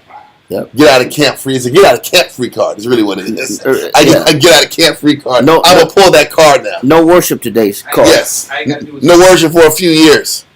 I'm going to get out of camp free because of the wickedness of the Israelites. And I'm going to go on YouTube. This is why I don't follow the Israelites anymore. Part 7. That happens all the time. And this is why the Most High gets angry at that. But keep going. I'm sorry. No, that's the point. Verse 23. Verse 23. Thou that makest thy boast of the law, through breaking the law, dishonorest thou the Most High? Go ahead. For the name of the Most High, People don't want to believe in who? the Most High. They don't want to believe in the name of the Most High anymore. Yep. People don't want to have nothing to do with God because some bad actors were in leadership positions. Yep. And this is why a lot of times you look at churches, some of the pastors, not all, but some pastors commit adultery. Some pastors take the money, the tithe money. They enrich themselves. They got planes, got boats, they got escalators, elevators. Plane? How much money it costs to maintain a plane? Well, it's not even just to buy one. It's the maintenance of the plane. The maintenance is what breaks you. Anyway, but crazy. But they'll have all these things that increase their lifestyle, but the people are suffering. So the Most High said, man, that activity makes me look bad. Yep. So now people don't want to have nothing to do with the Bible. They want to have nothing to do with God because I saw a phony in position of a leader. Yep. I met a phony priest or a phony pastor or a phony leader or a phony teacher. So now I don't want to believe in God anymore. That's why the leaders are under more scrutiny, and they don't have they don't have the liberty to act a certain way or behave a certain way because you make the Most High look bad, and the Most High will not suffer a leader to make him look bad. He'll remove him and that whole congregation. The Most High is not about setting the wrong pace or the wrong example in front of his people. He wants believers in him, not people that make believers run from him. Yeah. So he says they won't believe in the name of the Most High. Read. For the name of the Most High is blasphemy. Now the word blasphemy is a filthy, wicked thing or a filthy, wicked act. Yep. So when people think about God, they think corruption. When they think about God, they think of the filthy, wicked acts of our people. Yes. And they associate the filthy, wicked acts of our people as if that's the Most High. That's what the Most High ordains and allows to function in society. Is that like blasphemy of the Holy Spirit? Well, just blasphemy. Just the work of the Most High is blasphemy. I mean, we went over. It was in the Sabbath, at the Passover last week about how Israelites are being under attack right now. Just the whole movement, based off dudes getting caught doing their little frivolous actions, stuff like that. Scandals, man. Scandals make Israelites in general look bad, and get guys like Vocab Malone a greater platform. That dude comes off like he's doing God's work, exposing Israelites that don't know what the hell they're doing. It's crazy. This guy's getting thousands of followers out, and all he's doing is exposing Jews on the street that don't know what the hell they're talking about. That shouldn't be street speaking because they don't have enough scriptures to really sustain themselves out in the street. Our people, for the most part, are just used to yelling at Esau and them not responding. And then somebody starts checking brothers and giving them verses, they start backpedaling. Then maybe you're not ready to do that. And maybe there should be an elder there who knows what he's talking about. And if nobody can deal with this guy, then why are y'all on the podium? Why are y'all out there talking anyway? If there's nobody prepared to deal with these questions. Monkey see, monkey do. Because nobody's really reading the Bible and fixing themselves. I just want to click on the camera and say, me too, I did it. Give me these followers. See, I got 5,000. I got 5,000 views because I sat back and yelled at an Edomite who said God is love and walked off. God is love, man. Don't believe this hate, man. Oh, that's low hanging fruit. That's easy. Anyway, you got more of that? Yeah, finish that verse. Verse 24, Romans. Romans chapter 2 and verse 24. For the name of the Most High is blasphemed among the Gentiles. Gentile means the people that do not believe in God. Yeah. The God of the Bible. So our example is just as important as our words. A leader's example is equivalently important as his words. They're both equally as important. Because you may say one thing, but you do another, which can still set a bad precedence in the Most High's eyes and in his name. Read on. It says the Most High is blasphemed among the Gentiles through you. Through who? Through you. Talking about the hypocrite. The hypocrite can make people turn away from God. Mm-hmm. Not because of his words, but because of his actions. That's why the actions and the words must line up. Yeah. Right. Exactly. Yeah. And that's what you can let that go. So with all that being the case, this is the effect that Jason had on the nation.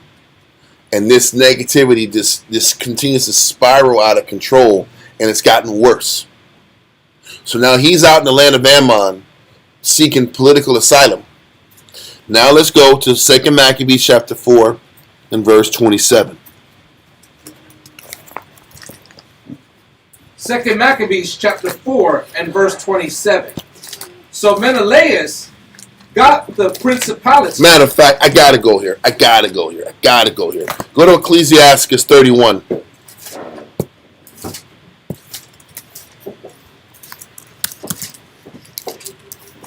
Ecclesiastes 31. I said 31:41. Verse 4 through 10.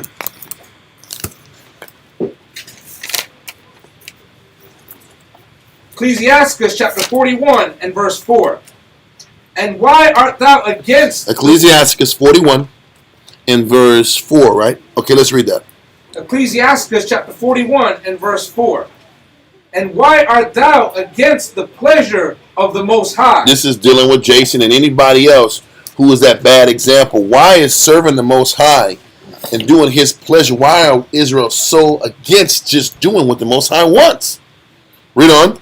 There is no inquisition in the grave, whether thou have lived 10 or 100 or 1,000 years. Mm-hmm.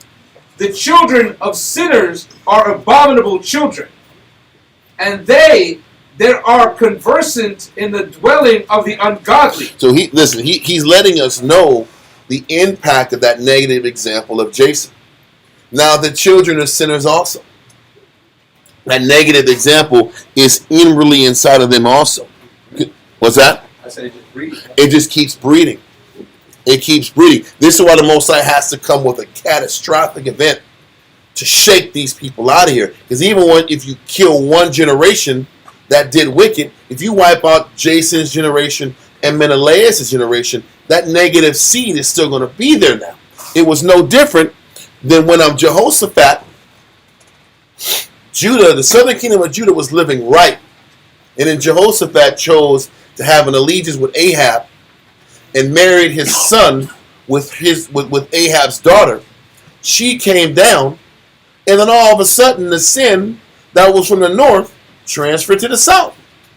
And then it went from generation to generation to generation to generation. And it's hard to eradicate that sin once it gets embedded in the family. So what he's saying, the children of the sinners, they're just as bad. And they keep this negative going with their traditions. Read on. Verse 6.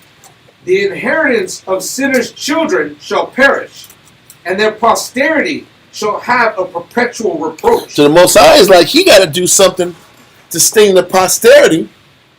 If not, the generations to come are doomed. Read on. The children will complain of an ungodly father, because they shall be reproached for his sake. So think about this.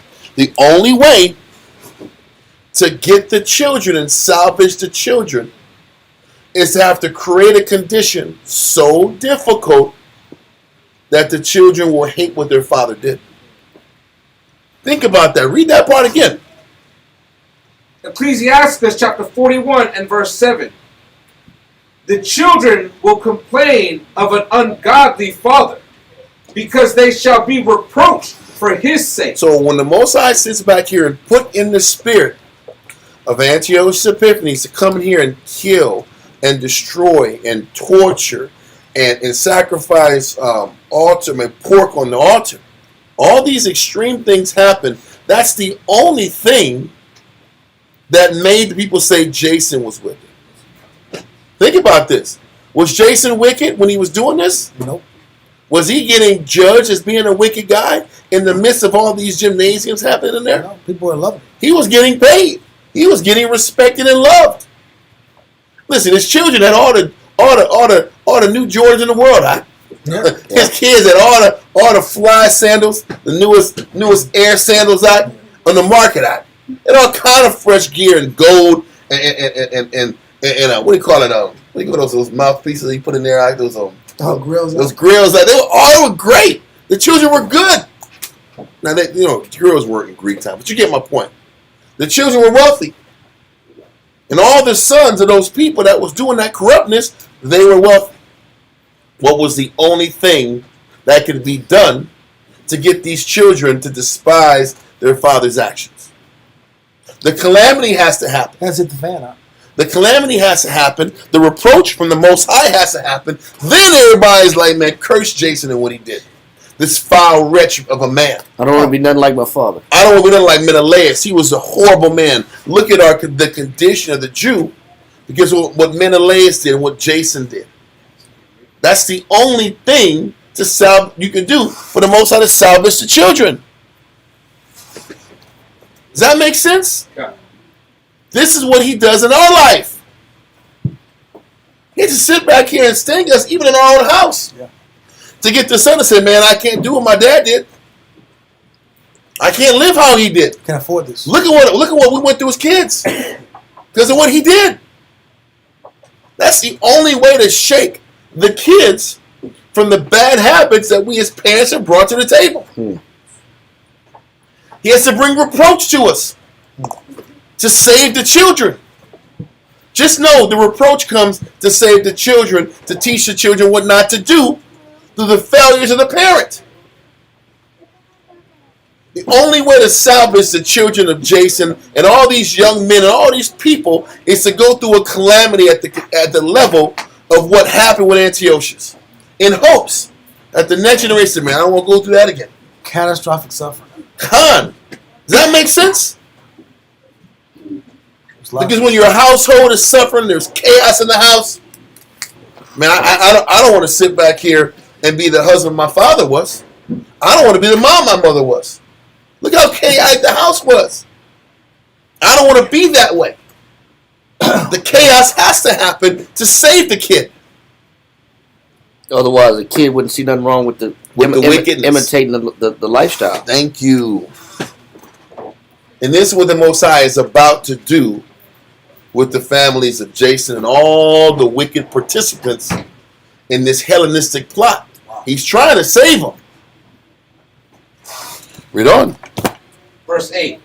Woe be unto you, ungodly men, which have forsaken the law of the Most High power.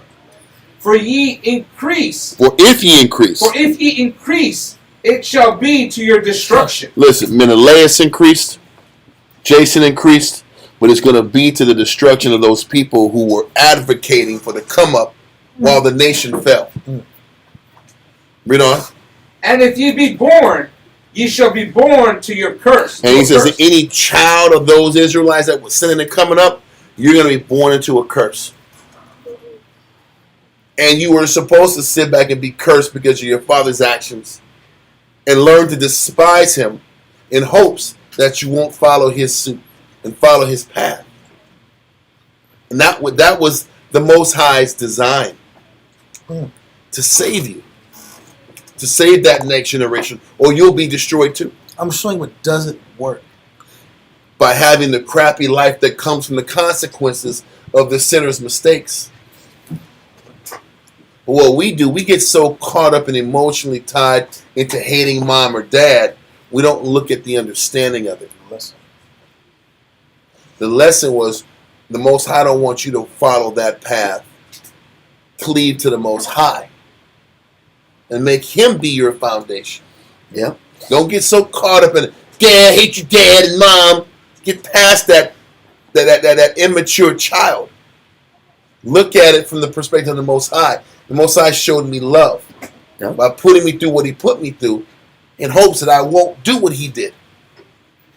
Because you got some children also that had stability in the household, but they wanted liberty and freedom, or they just didn't value what their parents was bringing to the table, and then still had to go live a hard life and figured out for themselves that that their parents were decent parents. That happens also. But I understand the bigger point is that your suffering was through by the way of the hands of your parents was a wake-up call for you to come back to the Most High. And this is just about the parents who were sinners. Right. We're not talking about a dad or mom did the best they could, and there's flaws there. Because we all have flaws. And all we can ask is that we learn how to have mercy on our parents and forgive them, because we damn sure want our children to forgive us for what we don't bring to the table. So we're not talking about that.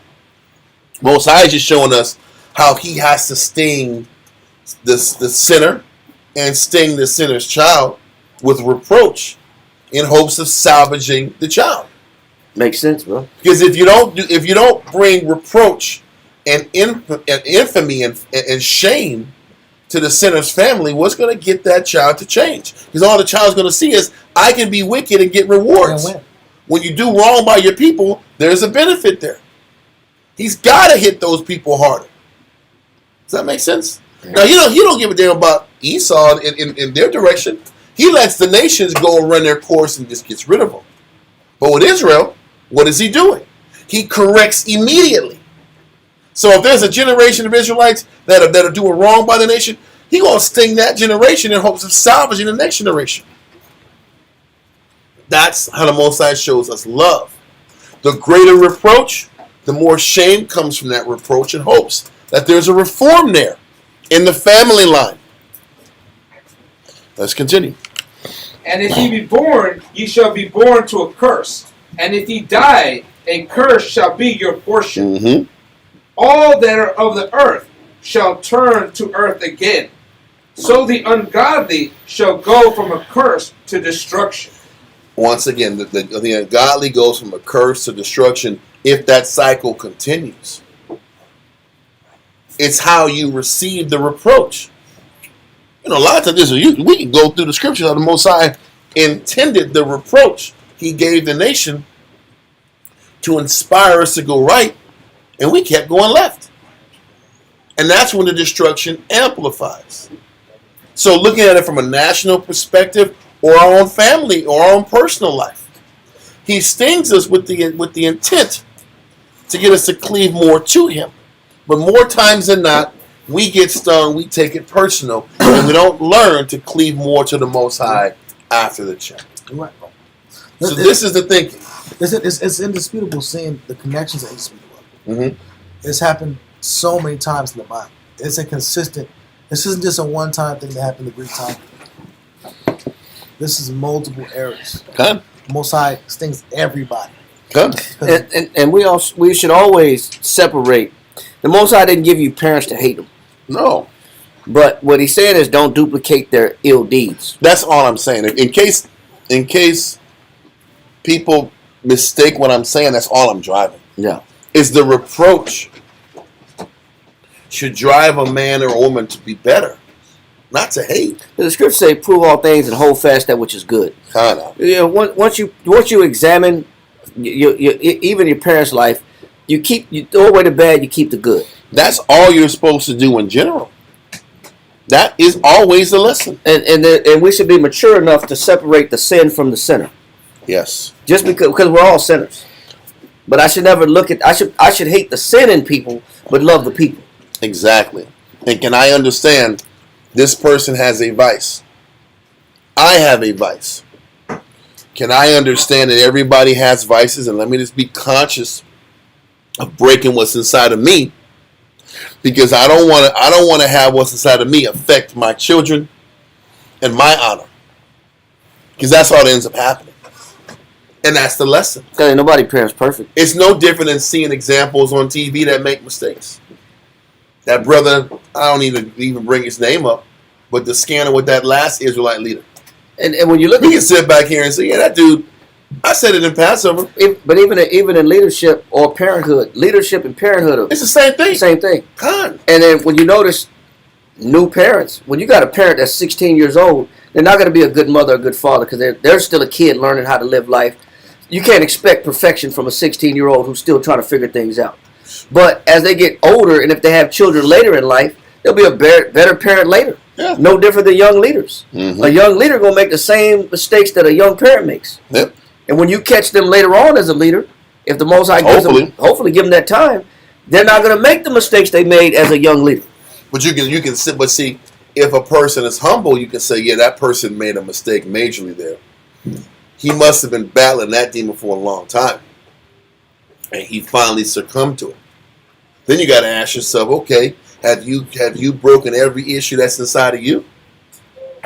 And has the Most High decided that you have flirted and played with this negative too long? Now I'm going to expose you. Yeah. Everybody can sit back and say, that guy's off.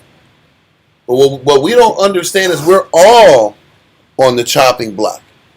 And this is a period of time. It's air and opportunity. The Most High can say, hey, man, you've run your course. I'm going to sit back here and air out your dirty laundry. Everyone wants to mock dudes who mess up.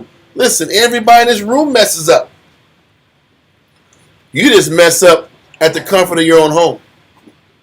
Or when you run the streets. Or behind closed doors. doors. You run the streets somewhere. Yeah. And it's all cool until somebody gives you video evidence. and sits back here and shows the receipts. That can happen to anybody. I know what you did last summer. Yeah. And you all of a sudden you get all this line, these texts of everything you did. And you're cornered. All I'm saying is, we can judge all we want. We need to learn from the mistake and learn not to do it ourselves. Whether it's elders or parents. We're supposed to take the reproach.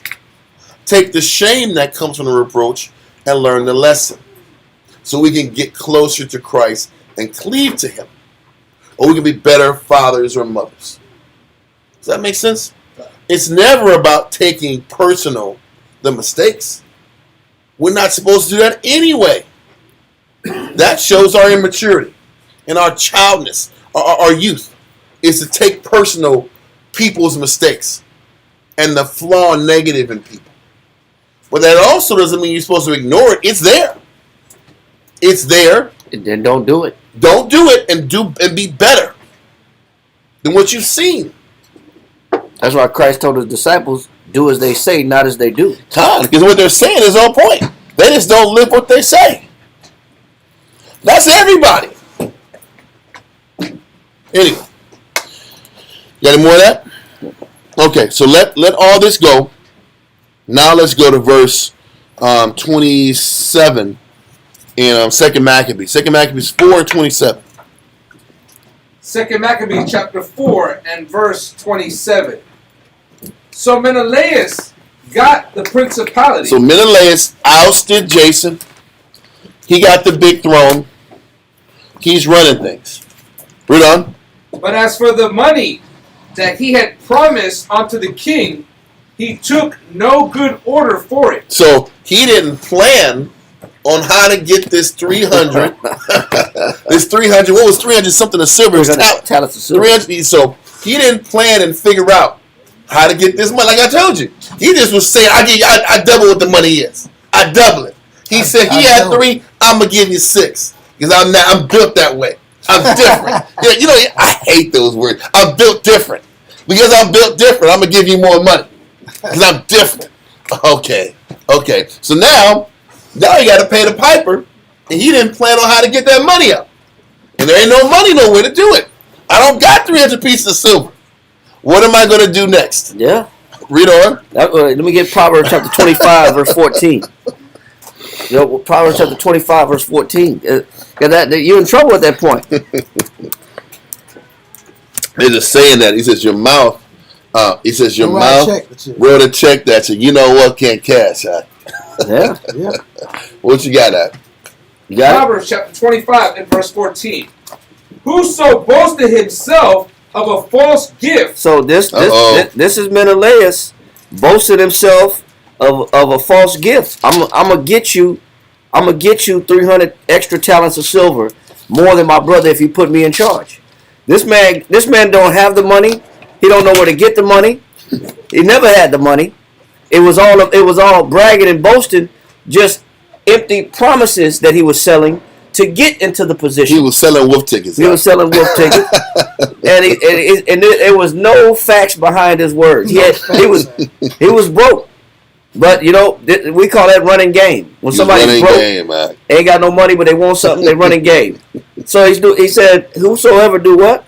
Whoso boasted himself of a false gift is like clouds and wind without rain. Man, it looked like a storm coming. It looked like it's about to pour down.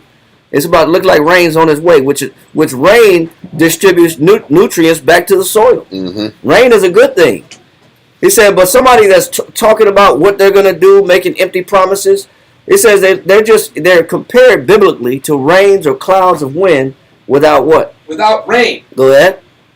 By long forbearing. So no, he's showing how that these people are empty. A dark cloud that ain't got no water in it was just phony beliefs. You had you thinking, man, this rain is coming, my crops about to get fed, man, things about to grow right after that. Things gonna be plenteous. But you got leaders that make a lot of promises, but those promises are empty. Yep. And that's dangerous also. That's another sign of bad leadership. Yep. When you got people telling you, politicians do it all the time, no new taxes. And then within 3 months, they got laws raising taxes up. Yep. These are people that tell you, no, I'm different. New relationship. You establish a new relationship. I'm not like that other guy. I won't do you like that other guy did you. Yeah, right. And then you find out he's doing the same thing the other guy did. Or the woman tell you the same thing. I'm not, all women are different. I'm not going to do that. I don't treat my man like that. Then you get with her. I give him respect. I give him respect. Then you invest. You just get disrespected a different way than the other way. You might not get disrespected that way, but you get disrespected a different way.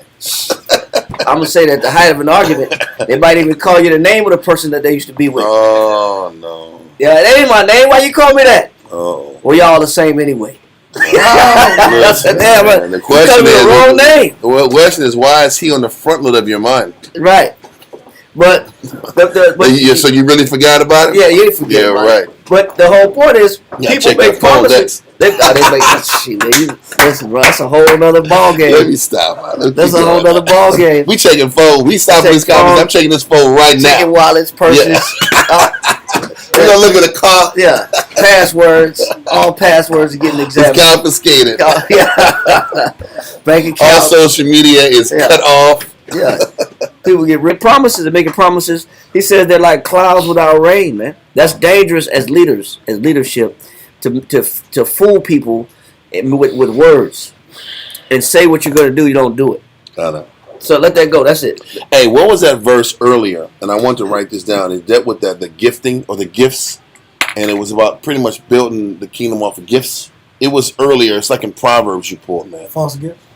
It was Proverbs 20. It was Shams, you want to pull it. And I just wanted to write it down before and plug it in before I forget about it. It was Proverbs. You didn't write it down? I know you wrote it down. I got a lot of things written down. Yeah, Thank it was you. about corruption. Yeah, that's why I wanted it, because that was a good one. It was about the corruption. Read that real quick. I got it. It says, the king by judgment establishes the land, but he that receiveth gifts overthroweth it. That's it. Cool. That's perfect. That fits it perfect. Okay, that's one. I didn't want to forget that because I want to plug it in. It's perfect with dealing with Antiochus. Okay, so let's get to verse. We read verse 27. He made these big goals and these big plans. He don't got the money to back up where his mouth is, right? So let's read verse 28. 2 Maccabees chapter 4 and verse 28. No matter of fact, read from 27 from the top.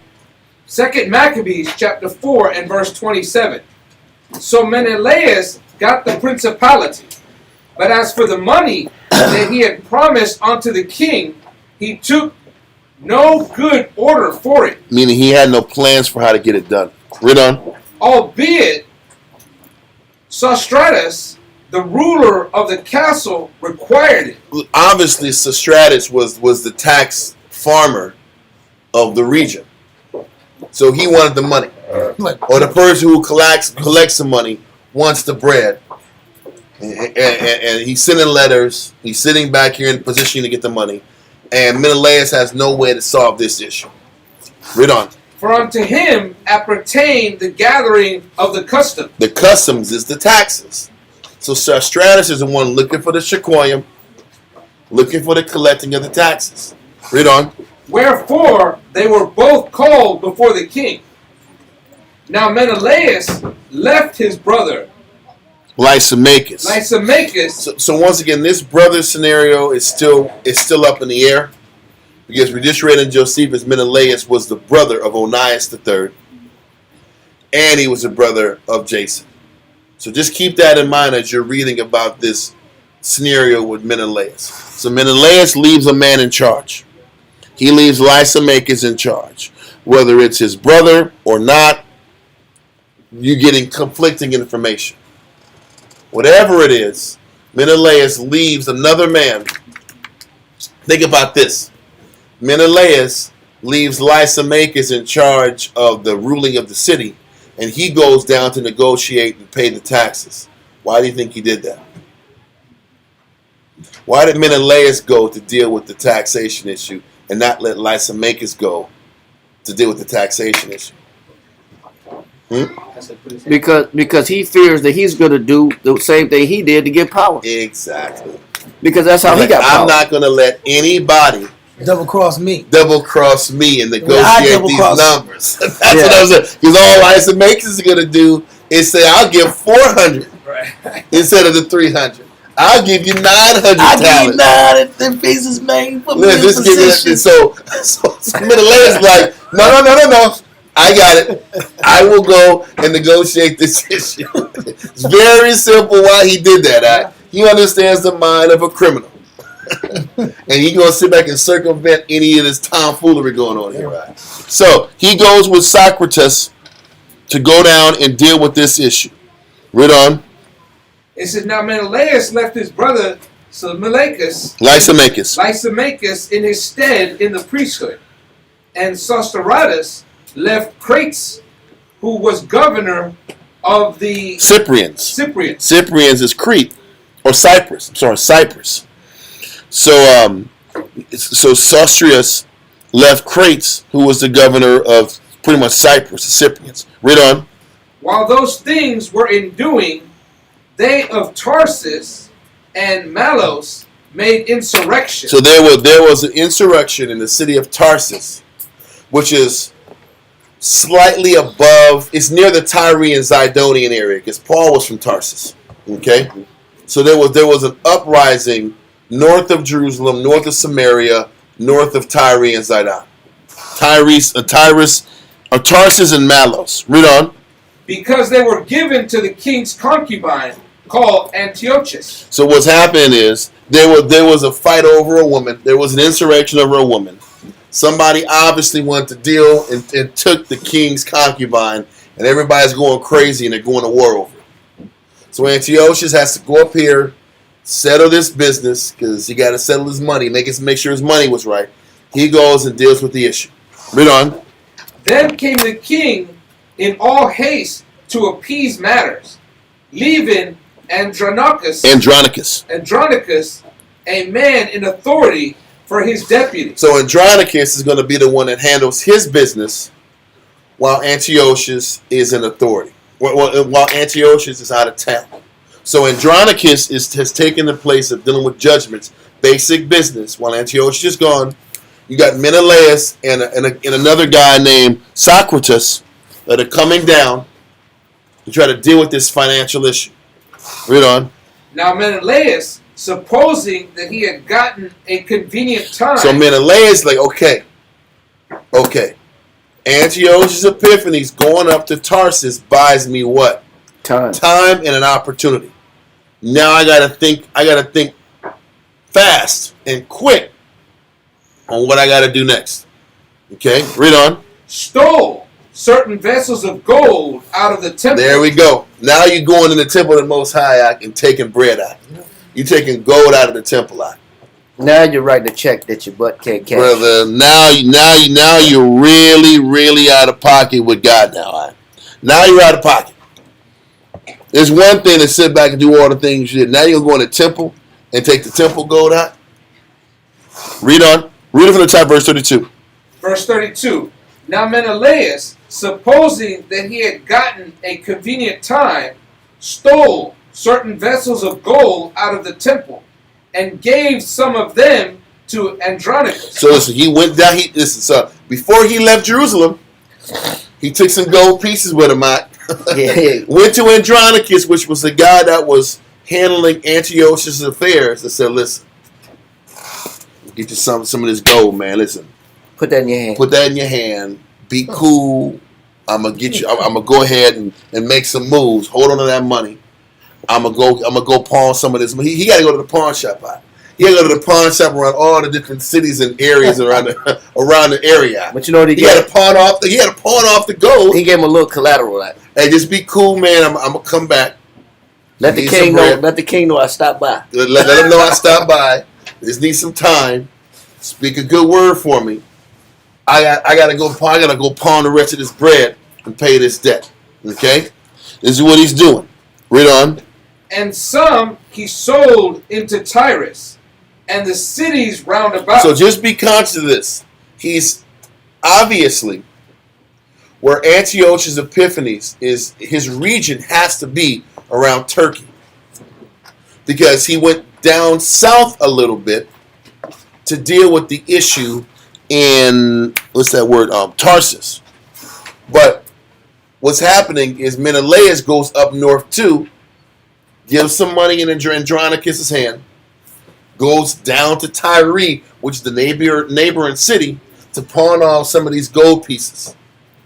Some Jesus pieces, He pawns off some Jesus pieces to go back and pay for this debt. Okay? He's sitting back here and spitting in the Most High's face. But hold on. Before we go to verse 33, this is what's happening. He stole the Most High's items. Go to Malachi chapter 3 and verse 9.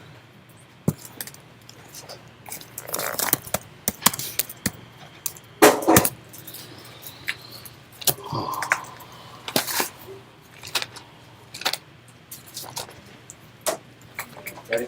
Not yet. Just got to get there. I'm ready. Now we know Malachi 3 and Really, verse 8. and well, yeah, but I was trying to like bring a point to it because Malachi 3 and 8 through 10 talks about how the Most High has an issue with us when we don't give him tithes and offerings. Okay, and the Most High is like, we rob the Most High because we don't bring anything to the temple. That's verse 8 through 10. Mm-hmm. This guy took from the temple. This ain't even about giving to the temple. This is taking from the temple. This is why I focus on verse 9. Read on. Malachi chapter 3 and verse 9. Ye are cursed with a curse. The Most High is like, this act that Menelaus did is really a curse.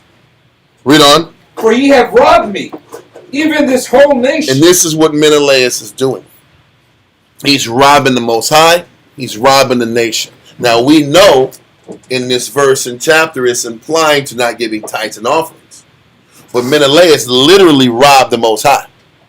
He took from the literal temple to sit back here and pay a debt he couldn't pay in the first place. Now all of this wickedness and all this corruption is flowing freely because this guy just wanted power and he didn't care about the people, the nation, what the Most High was going to do. So now the curses keep racking up. Jason's actions were curse-worthy. Menelaus' actions were curse-worthy. The Most High his blood is boiling, watching this from heaven, saying these guys are going to get it. So now, Menelaus is cursed because he robbed the Most High. That being in mind, let's go back to verse 33. 2 Maccabees chapter 4 and verse 33. Which when Onias knew of a surety, he reproved him. So listen, Onias III found out. Onias III still living. Onias III still living. And Onias III is like, he found out, man, this dude is stealing from the temple. I'm going to put him up on charges. Or that's at least what Menelaus thought he was going to do. So what Onias does, he finds out that he's doing an accursed thing and taking from the temple. Onias goes and he checks Menelaus about this action. He checks his brother. Read on. He reproved him and withdrew himself into a sanctuary of Daphne that lieth by Antiochus. So what he did, he sat back here, he checked Menelaus, and knew he had to get the hell out of the city at that point. I checked him, I gotta go. He has to leave Jerusalem and go to this city called Daphne, which they obviously had a not a temple, Synagogue. but they had a what's that? Synagogue. A synagogue. So he went to Daphne and went to the synagogue in Daphne to get away from Menelaus. But he had to sit back and say something and tell him that he was off with the Most High, and that the Most High was going to punish him for his conduct. What verse are we at? 34. Keep going. Wherefore Menelaus, taking Andronicus apart, prayed him. So listen, what he did is this. So he found out, and Onias checked it. Onias III checked Menelaus. Menelaus didn't like it. He went to Andronicus. Remember, Andronicus was the guy that took the stead of Antiochus Epiphanes while he was taking care of business. Temporary leader. Now, he gave Andronicus some money a little while ago. He gave him a bribe. So now he's like, my friend, I have an issue. Andronicus, I need you to handle something for me, man. I need you to kill Onias, bro. So he sits back here and pays off Andronicus to kill his brother. Wow. You know, This is what's about to happen. you know, they say when you tell a lie, you got to tell another one to sustain it. You got to tell another lie to sustain the lie. Nah. But it's the same thing when you do wickedness. Nah. Now you do You wickedness. got to keep doubling you got down to keep the doing wickedness. more wickedness to cover up the wickedness that you do. Yeah. So he keeps getting drawn into more sin just to sustain and cover his tail. He has to keep doing more wickedness. So he's about to go to Andronicus and talk to him about his situation. Read on. Prayed him to get Onias into his hands. He said he prayed that he prayed and he talked. He's pleading.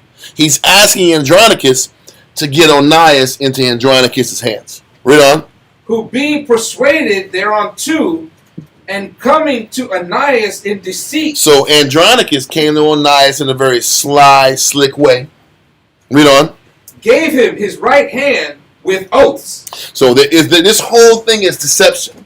This is crazy. So Andronicus is coming to Onias the third and said, listen, man, you have my word, right hand to God. Come out of the synagogue. We need to talk about some business. Whatever he told him something honorable, and then switched on him and double-crossed Onias. But this was all under the orders of Menelaus. Read on. And though he were suspected by him, So Onias didn't trust Andronicus. He still did it. Read on. yet persuaded he him to come forth out of the sanctuary. So Andronicus was trying to get Onias out the sanctuary in Daphne. Come out, we gotta talk. It's serious business. It's important. And Onias like, I don't want to go out there, man. I don't want to go out there. And he convinced him with some kind of honorable talk, flushed him out of the sanctuary. Read on. Whom forthwith he shut up without regard of justice. Mm-hmm. For the which cause not only the Jews, but many also of other nations took great indignation. Read verse 34 from the top again. 2 Maccabees chapter 4 and verse 34. Because when it says he shut him up, that means he killed him. Oh, wow. But read on. Read 34 again. Wherefore Menelaus, taking Andronicus apart, prayed him to get Onias into his hands, who being persuaded thereunto, and coming to Onias in deceit, gave him his right hand with oaths. And though he were suspected by him, Even though Onias didn't trust him. Read on. yet persuaded he him to come forth of the sanctuary, whom forthwith Meaning right after he got him out of the sanctuary. Read on. he shut up without regard of justice. It wasn't about justice. He killed him. Andronicus killed Onias III without any regard for justice and being fair and honorable. Read on. He was just doing Menelaus a favor. He was doing Menelaus a favor. He got him out. He coerced him out with honor and lies. Killed him. Read on. For the which cause not only the Jews, but many also of other nations took great indignation, and were much grieved for the unjust murder of the man. So he's letting you know being shut up meaning he was killed. and people were pissed. There was indignation. There was marching.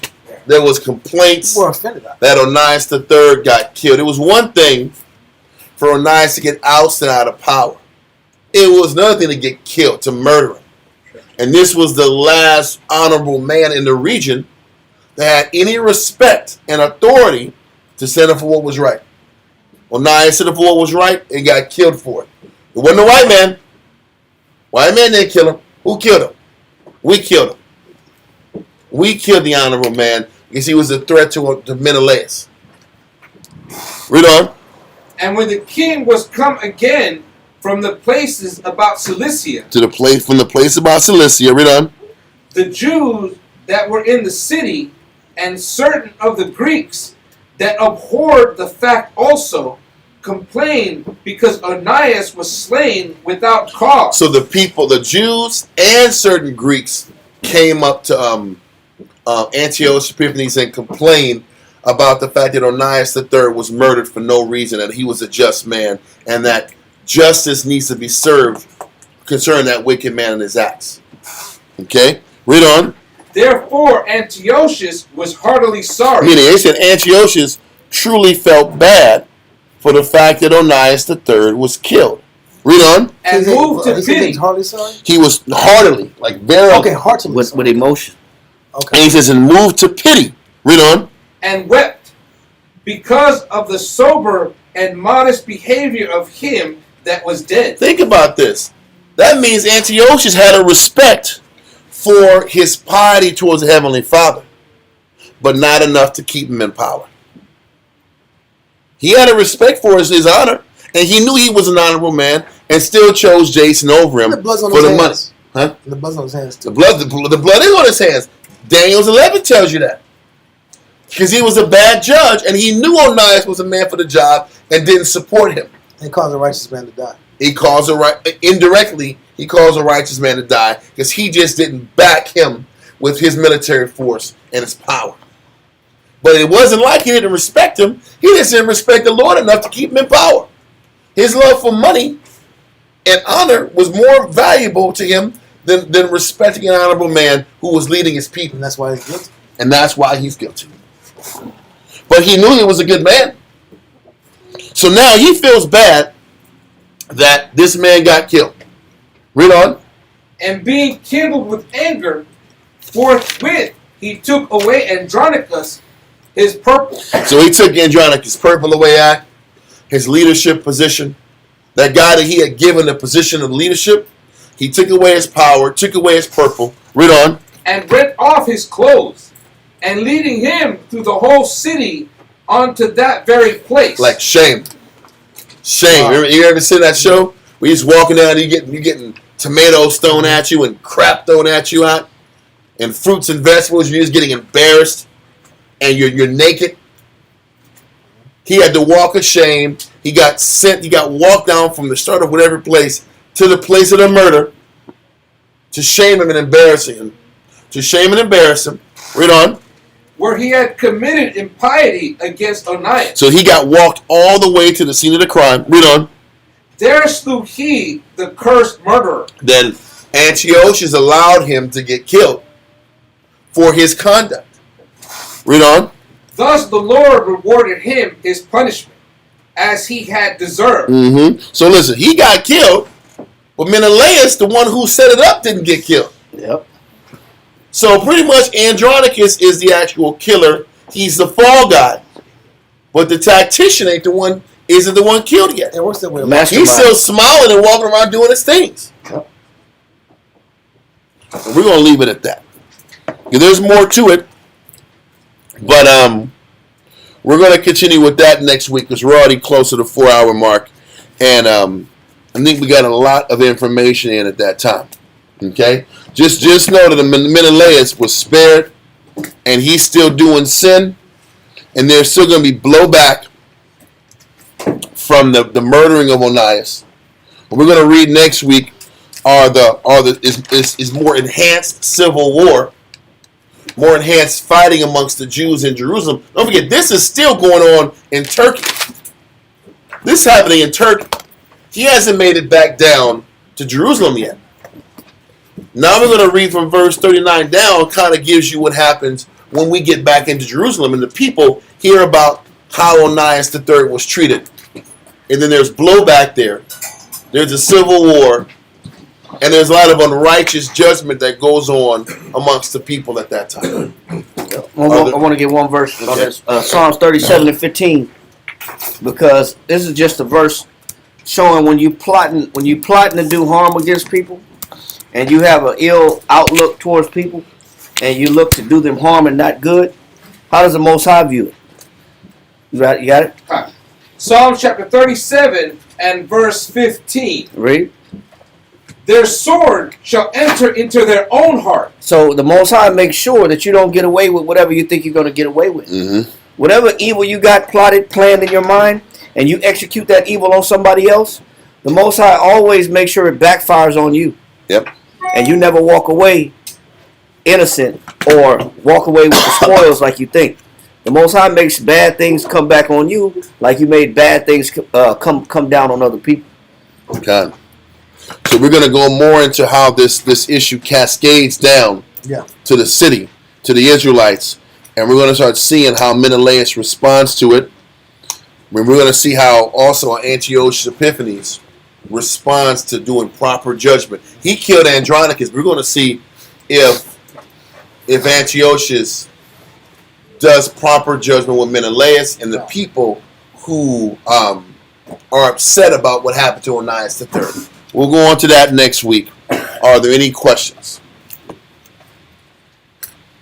Okay, Israel. Amajim Wapanya Yerushalayim. Stand and face Jerusalem.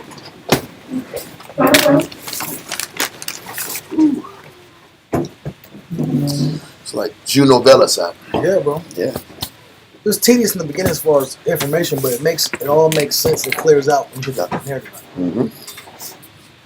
Yahweh. In the name of Yahweh Shai. In the name of Yahweh Shai. Please listen to us right now. Please listen to us right now. Send Michael. Send Michael. And the righteous angels. And the righteous angels. To watch over. To watch over. Bless. Bless. Heal. Heal. Protect. Protect. And make strong. And make strong. The people of Yasharallah. The people of Yasharallah. Also send unto us. Also send unto us. Much knowledge. Much knowledge. Much understanding. Much understanding. Much patience. Much patience. Much faith. Much faith. Much brotherhood. Much brotherhood. And much love. And much love. Spiritual power. Spiritual power. And forgive all of our sins. And forgive all of our sins. Yahweh shall come quickly. Yahweh shall come quickly. For in thee. For in thee is our hope. is our hope. Always. Always. And forever. And forever. Amen. Amen. Okay.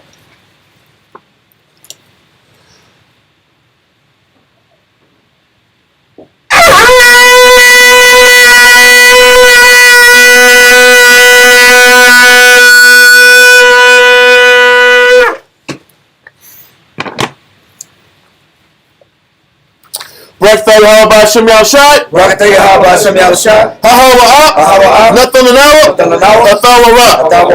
Blessed are you, Yahweh, in the name of Yahweh Shai that gives to us the law.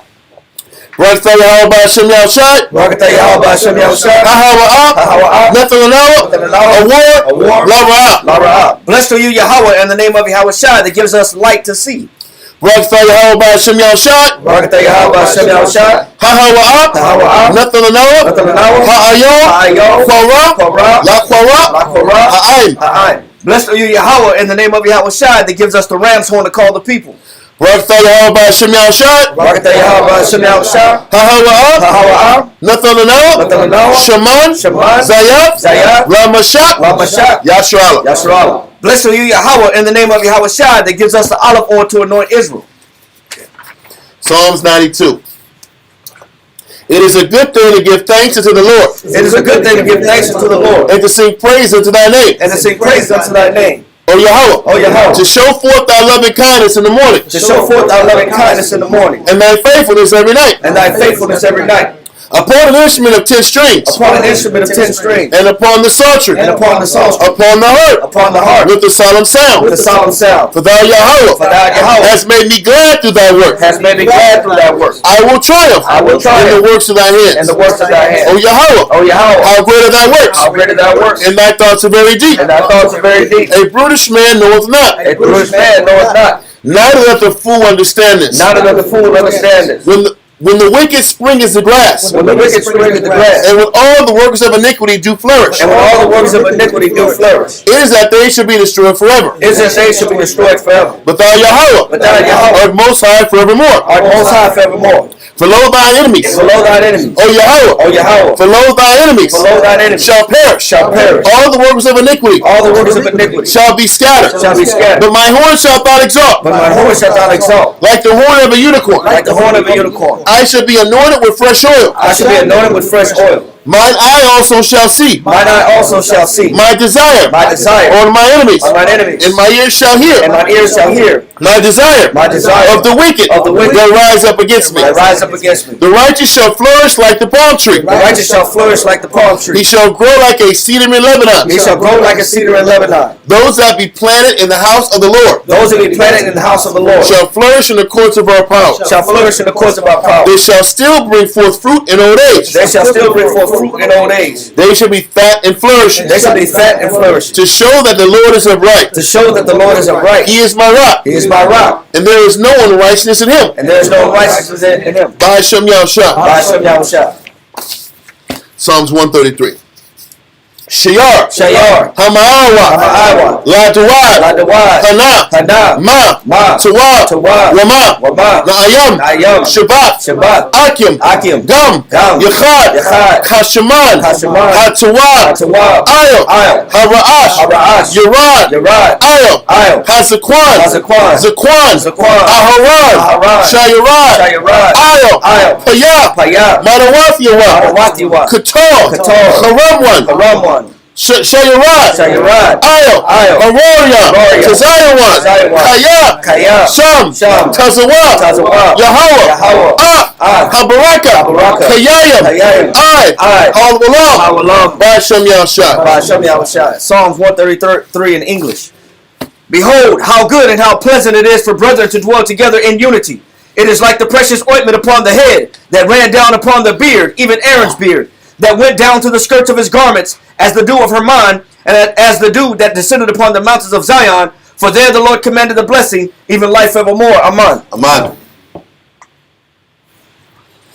Yahweh by Shem Yahushua. Yahweh by Hashem Yahushua. Yahweh. Yahweh. By Shem. By Hashem. Yahushua. Yahushua. Rachno. Rachno. Washwali. Washwali. Rabiath. Rabiath. Support. Support. Turn. Yahweh. Yahweh. By Shem. By Hashem. Yahushua. Yahushua. Rachno. Rachno. Washwali. Washwali. Rabiath. Rabiath. Support. Support. Turn. Yahweh. Yahweh. By Shem. By Hashem. Yahushua. Yahushua. Rachno. Rachno. Washwali. Washwali. Rabiath. Rabiath. Support. Support. Yahweh. Yahweh. By Shem. By Hashem. Yahushua. Yahushua. Rachno. Rachno. Washwali. Washwali. Rabiath. Rabiath. Support. Support. Barakatah Yahweh. Barakatah Yahweh. Barakatah Yahushua. Barakatah Yahushua. Barakatah Yahweh. Barakatah Yahweh. Barakatah Yahushua. Barakatah Yahushua. Barakatah Yahweh. Barakatah Yahweh. Barakatah Yahushua. Barakatah Yahushua. Barakatah Yahweh. Barakatah Yahweh. Barakatah Yahushua. Barakatah Yahushua. All knowledge. All knowledge. All wisdom. All wisdom. All understanding. All understanding. All power. All power. All mercy. All mercy. All love. All love. All long suffering. All long-suffering. All power. All power. From Yahweh. From Yahweh. All power. All power. From Yahweh. From Yahweh. All power. All power. From Yahweh. From Yahweh. By Hashem. By Hashem. Yahushua. Yahushua. The water. The water. Yad. Yad. Aman. Aman. So look.